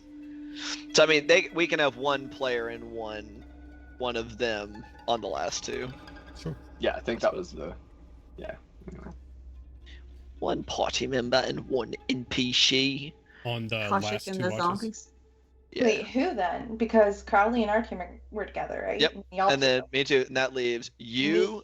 And Yeah, Milo's you and been one on of them. watch. You Milo- and one we're of not- them, and Otto and one of them. No, Otto's been on watch the whole time, and he's gonna stay on watch the whole time. I thought, because he was watching what our team or what Kat had described was him being within the circle of people, inert but still able to see, and then Right. somebody 25 feet or whatever down the track one way, and then somebody 25 feet down the track the other way. So Milo or Otto, God damn it, isn't part of that. But he can be like The so robot. as long as I want to say the robot. as God. long as Otto is inert for 3 watches, he can be active for 1 watch. Okay, cool, awesome, perfect. Okay, so for this watch, is it Brune and Pip? Correct. Sorry, I just wanted to make sure And everything Alex was... is like, "Who the fuck's on watch?" Okay. Brune Wait, and the, Pip. the 7 and the 10 stand. 7 and the 10. Hopefully Okay. this isn't when they decide to attack. Who is they, and why are they attacking? I can't see shit. Whatever it is and The giant whatever their lights, reason. Alex. Come on. Here. The dark. Focus ball. Sure. Bunch of Tell me shadows. what the conversation is that Brune and Pip are having that's distracting them from being on watch. Mm, I'm going to Good say that credit. it is because, one, Brune is the Unshackled, and he has been I am on the constant vigilance since he has been in the Underdark. And Pip has had her head on a swivel since she has been on here. So I want to know the conversation that's keeping 2 very high alert people, or typically very high alert people, distracted from actually watching out. Distracted from the creatures that are sneaking up behind them slowly. I unfortunately not so can be slowly. crit, so you know. I do not have the adamantine plate. Anyway, I figure since it's the two of us, I'd say it's probably a conversation pertaining to I'd say probably into like Brune wants to do good, he wants to help people, but that the Shining Vanguard may be a little, what's the word I'm looking for? A little too philanthropic. Naive. Right. Dangerously naive. A little dangerously naive, eh? Considering the threats we face, they may be a little too easily sidetracked trying to do the right thing for people. Trying to do good things. They're using resources. Did you see Kaushik? She was giving away rations and we already don't have any. She's giving them to walking dead people. And now we have pets They do to have keep track of. They are people. They Are they though? But we don't know. We don't know if they are. And do we need to expend the resources to find out?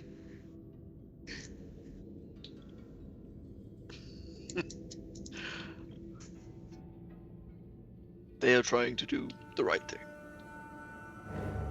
I find it difficult to criticize such a thing, but I agree. I love that they love. I love that they want to spread warm fuzzies throughout the world, right? But we did say we're trying to save the frickin' world. What use is it to save these 3 people if the world ends? As long as these 3 do not slow us down, I think it should cause relatively little problem. Well, I will ask you this. Did you notice that our boy Zandros there, someone had tried to chop his head off? I did. There are This is not that innocent. There are beings here within the Mornlands who apparently are hostile, and it's entirely possible they thought they had killed him. They thought he survived the crash. Or maybe he did initially. When you say beings, I know a sword cut when I see one. And that was a sword cut. It was not a claw mark or a slash. So... There are supposed to be Warforged that haunt the Mornlands. Perhaps. Do we know that it wasn't one of his friends? It's true. Perhaps it was somebody desperate, we don't know. If he does not remember, he cannot tell us. I wish we could tell some more. We could spend more time finding out what happened, plumbing his memory, than trying to sew up his neck for whatever good that'll do. Perhaps remedying his physical ills will bring about a return to memory. A broken body does occasionally lead to a broken mind, depending on the trauma. So, it's not unreasonable. It's unlikely, though. As long as they do not slow us or pose a threat.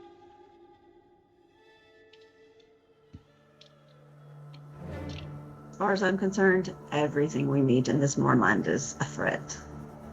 Because there's no way to tell after all that went through in the hotel. It is a strange place.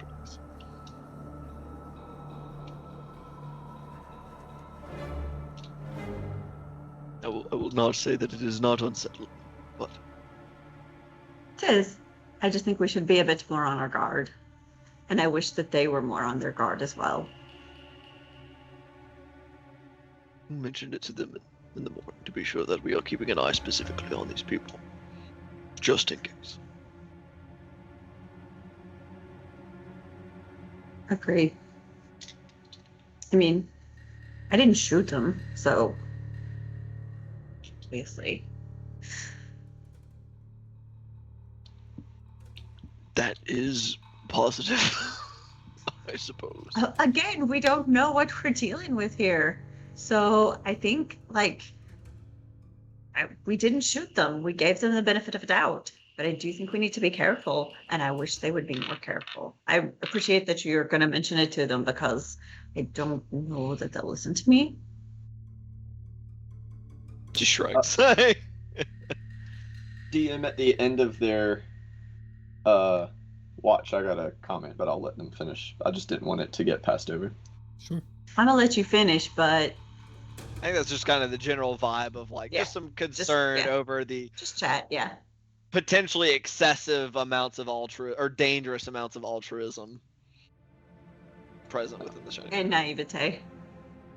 They I was don't just gonna know. ask how close to Otto they were having this conversation, as he can still see and hear as normal. I presume it was the point was to be kind of being farther out, that perhaps if we had been doing like circuits, we had stopped at like one of the edges. And Not probably intentionally this trying to have a conversation- loud conversation, because not only Right. could Otto overhear, but also we don't want to be loud. They're just screaming across a We're 50-foot span. These guys are fucking dumb! I didn't know if it What's was like wrong with them? a conversation y'all would have had, like when you as y'all were walking in pairs, or if y'all were staying at opposite ends, y'all met back in the middle to have a chat, or.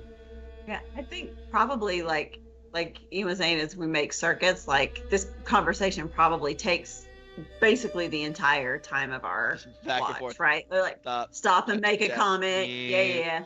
Yeah. Stop and make a comment. Yeah. Kind of. I just didn't know how much, if any, of that would have been like within 15-20 feet of Otto.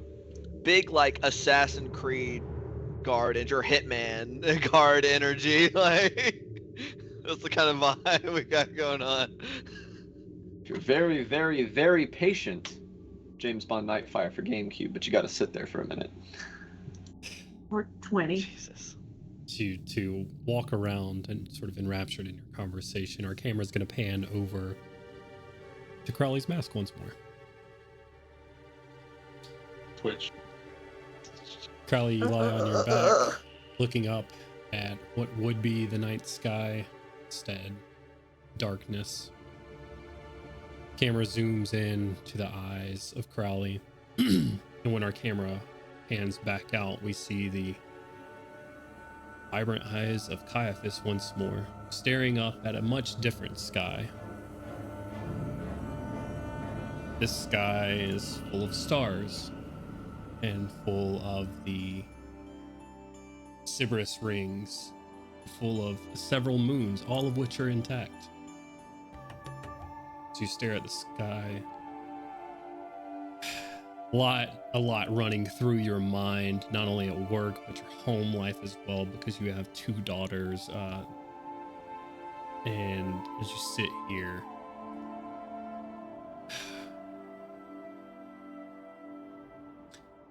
a young woman's voice rings out beside you. How many stars do you think there are?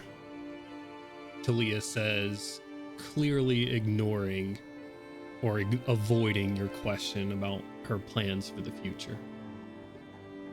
Your eldest daughter laying on a chair beside you near a small rooftop garden as you both gaze up towards the sky.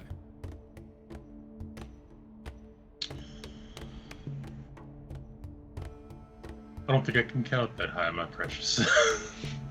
But you're avoiding the question. You're very good at that. I wonder who you get it from. Your mother, probably. Definitely. Why do I have to make a decision now? Well, your grandfather seems to think it's important you make it now. Yes, so He would- does my mother. I hate to say it, but you're different from me. You're special. I didn't have these advantages growing up, but I sure as hell want you to take advantage of everything that comes your way. But more importantly, I want you to be happy. Do you think doing this would make you happy? I don't know what I want to do. Go to school? I mean, I have to make a decision now about what I'm going to do for the rest of my life. This doesn't make a lot of sense. I want to go out. I want to see the world. I want to see everything. Well, taking advantage of this opportunity might help you see more of the world. But between you and me, and Caiaphas is going to just boop her on the nose. I can lie and tell him I haven't had this conversation yet. I can give you a few more days. Wink at his daughter. Your grandfather being mad at me is nothing new. I think Mother is disappointed. She loves you. She's been around your grandfather for a lot of her life. She's not used to being a little more... I'm going to shut up. I'm going to shut up before I say anything that I shouldn't say. You hear another voice behind you at this point at the door. That is probably wise. You see your wife in the door, smile on her face, but as she looks over both of you. Do you see this, Talia? This beautiful woman arrived. You can't tell your mother about her. She'd be very jealous. Flattery will only get you so far. It's worked so far. Come in, And- it's getting late. Caiaphas is going to pick his daughter up while he's still going to lift her way overhead and just put her on his shoulder. And then he's going to like boop her again on the nose. Between you and me, yes? You can blame me all you want. Your grandfather hasn't beaten me in a duel yet. A second little girl comes running out in a a nightgown with a sheet held high in the air with the wind being captured in it. As she runs around you and Talia, a smaller girl, probably no more than 4 or 5 years old, runs around both of you, yelling, "I am in the airship!" as she just runs around all of you and then runs inside. I didn't know airships were so small. And then I'm going to pick my daughter up and just hold her up. We've got to follow her. Make sure. We've got to find out what that unidentified object was. And I'm just going to like start chasing after it with my daughter up in the air. Run inside. Our camera pans back to the mask face looking at the mist above. I want to say the eye twitches a little bit.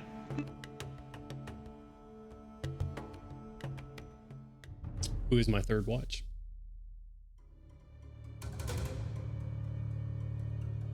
May. And Oh, I thought you were fourth watch. which one? You just didn't want me with you. Where you want me to go? I thought you were the last watch. Okay, I'll be last watch. Okay, third watch is Milo, I guess then. Who? No. Otto. Okay, but also he hasn't been inert for 4, has he? Has he been? He's been inert. long enough? He can go back to being inert after this watch, I believe. He's You're been a inert. nerd this whole time. He can wake up for a little bit, It stacks like the that, rest of though? us. It doesn't have to be inert consecutively for 4 No, hours. it just has to be 6 during. 6 hours. Okay, well he's third watch then. I'm going back to bed. Him and some of the zombies. So Otto and either Lord. oh man. Venora. Yeah. Give me 1 second. Jesus Well, Christ. Gabriel. That we'll give him back his. I want the girl. Thanks for the use of Give the me goggles. Girl. Very well. Well, you're on fourth watch, so this is Otto and Gabriel then on third watch. Otto, if you will, please give me a perception check. Big money. Do you want me to roll separately for the familiar or roll at advantage? I don't know how you. I can't. It's been a while. I can't remember. It depends on what you're doing. If you're keeping watch through your familiar's eyes, or if you're gonna do it in addition to, because I believe it has a different perception bonus than you. Correct. Yes. I was gonna have it doing the perch overwatch while I guess Otto does his patrol. Very well. Then give me two rolls and just give me both results. Gotcha. One for you, one for the familiar. I will go ahead and let you know Venora seems incredibly distracted. I'm sorry, Gabriel. That's fair. The dragonfly got a 14. Okay. Actually, it might not because it doesn't have dark vision. Because it's not an owl because I'm stupid and I gave it a hawk stat block. Nope, still a 14. That would have been a nat 20. All right. Oh, there we go. And a 26 for Otto. Righto.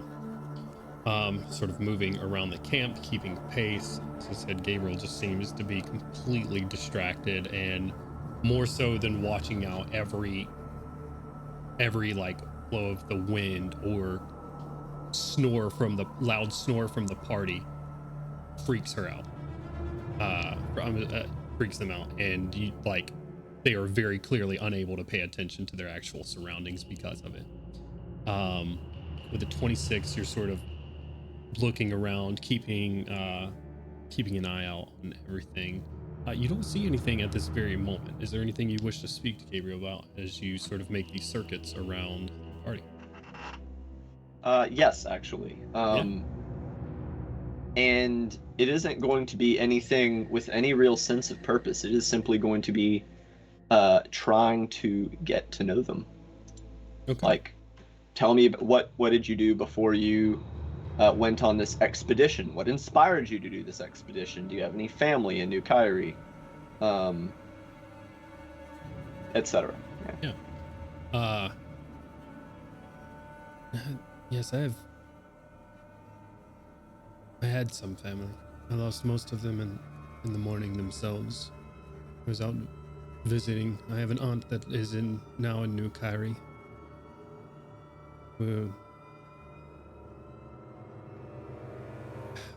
They offered up some gold for adventurers and scouts to go along this expedition.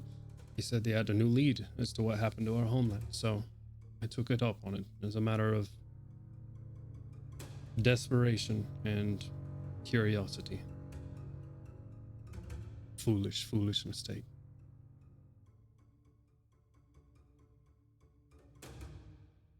Adventure and wealth are easy to oh god, I just completely brain dumped. Adventure and wealth are easy to get lured in by. I would hardly call it foolish. Perhaps a mistake. But we'll work on that.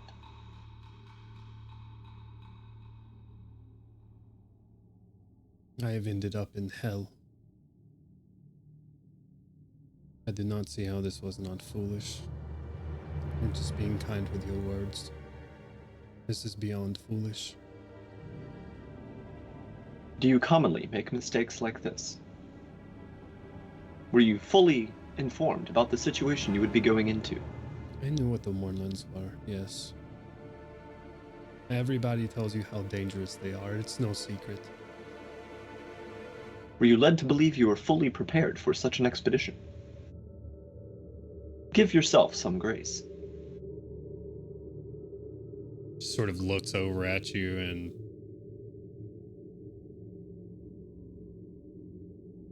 gives you the yeah, no look. Continues to walk, and then a loud snore from inside of the party, and she flinches once more. I will say, as Gabriel walks along beside you, Otto, with such a high perception check, you hear the bones grinding within her back. It is very like styrofoam, like grinding together, sort of sound like every time she takes a step. Probably already making mental notes about like, all right, so that's going to be the next thing that has to get dealt with after the neck wound. Roll me an intelligence check. I'm going to say a disadvantage.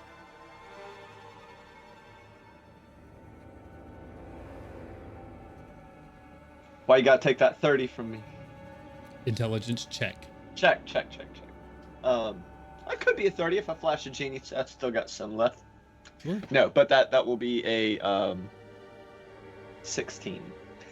Okay. I'm going to say it's probably somewhere back in Otto's synapses that these wounds he's trying to fix are, even in the best of circumstances, would be incredibly difficult. So there's a bit of deniability that I think is going on. Well, the strategy, just for future reference as well as for now, is he's hoping to get it like in as close to working order manually, and then as we get close to the edge, start maybe like feeding in like hair thin magic little by little. And he's aware that the odds are not great, but it's one of those like, don't plan for failure. If you're going to undertake a super difficult task, you gotta aim high. Very well. You make your rounds. Our last watch of the night. Toshik and Benora. Yeah. Koshik, if you would, give me a perception check, please. Chippy chippy. Dum dum. Ooh, the +10. I needed that +10 because I rolled a 4. It's a 14. 14? Okay. Yeah. That not good. Voice is killing me right now for some reason. So with that 14, the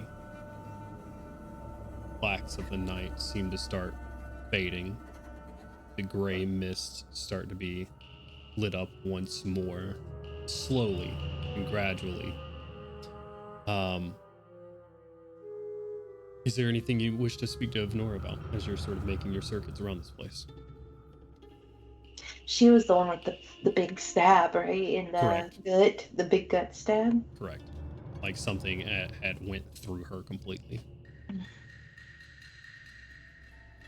So, how did that happen? In the carnage of the wreck, we came down out of the sky. I think it was part of the rigging up top. We fell and I fell on it.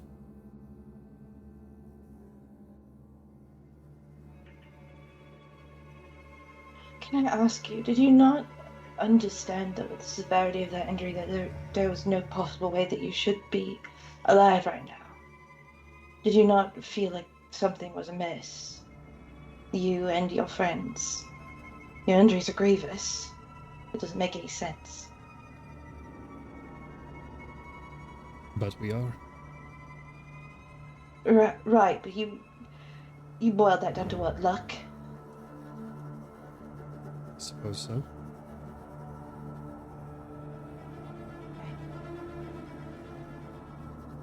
Keeps on walking. Yeah, no, you guys are patrolling this whole time. Turns around, walks back by. So your friend with the... What happened there? You point, like, talking about... Back of my neck. Yeah.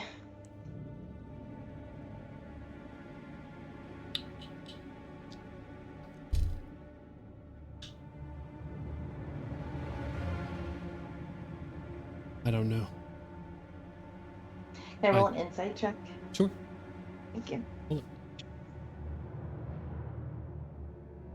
It's an 18. So let me see what its additions. +10, 28 total. God damn, I didn't realize my insight was +10. With the 28, you see a look of concern wash over her face. And she continues on past that. I don't know. I saw it on the way back. It looks like a stab wound. It's a stab wound. I figured as much. I have no clue. We met up with Sandros after the fact. He was on our crew, but he was separated with several others. And we got grouped back up.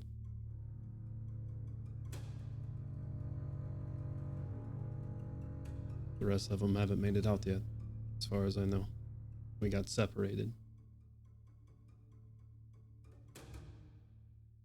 How long ago was it that you found these two then? How long have the three of you been traveling together?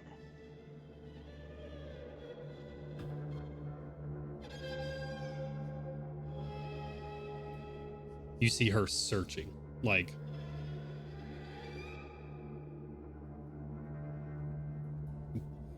Feels like forever. I don't know. I know we were in the skies for just a couple of days, searching, looking for... Doesn't matter.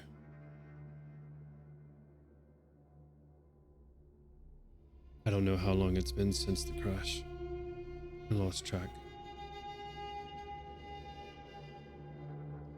1 second. Sure. How long did you say it'd been? About a month and a half since they took off? Yeah. It's been a month and a half since you left New Kairi. Did you realize that?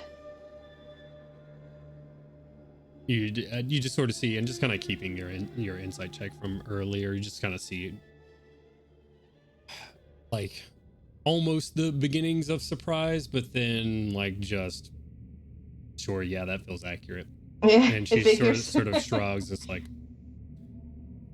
matters very little how long we've been here. I just want to get out. Just want to leave. This time before the pass, I'm gonna take her hand again. I'm gonna look her deep in the eyes, and I'm gonna tell her. I'm gonna say, "We're gonna do everything we can to get you guys out of here and get you home safe and sound, okay?" What was your perception check, Kaushik? 13, I think. I can't remember. 14? 14? 14? 14. 14. Okay. 14. She gives a very weak smile, and the lights to the south have been flashing. It's nothing new at this point.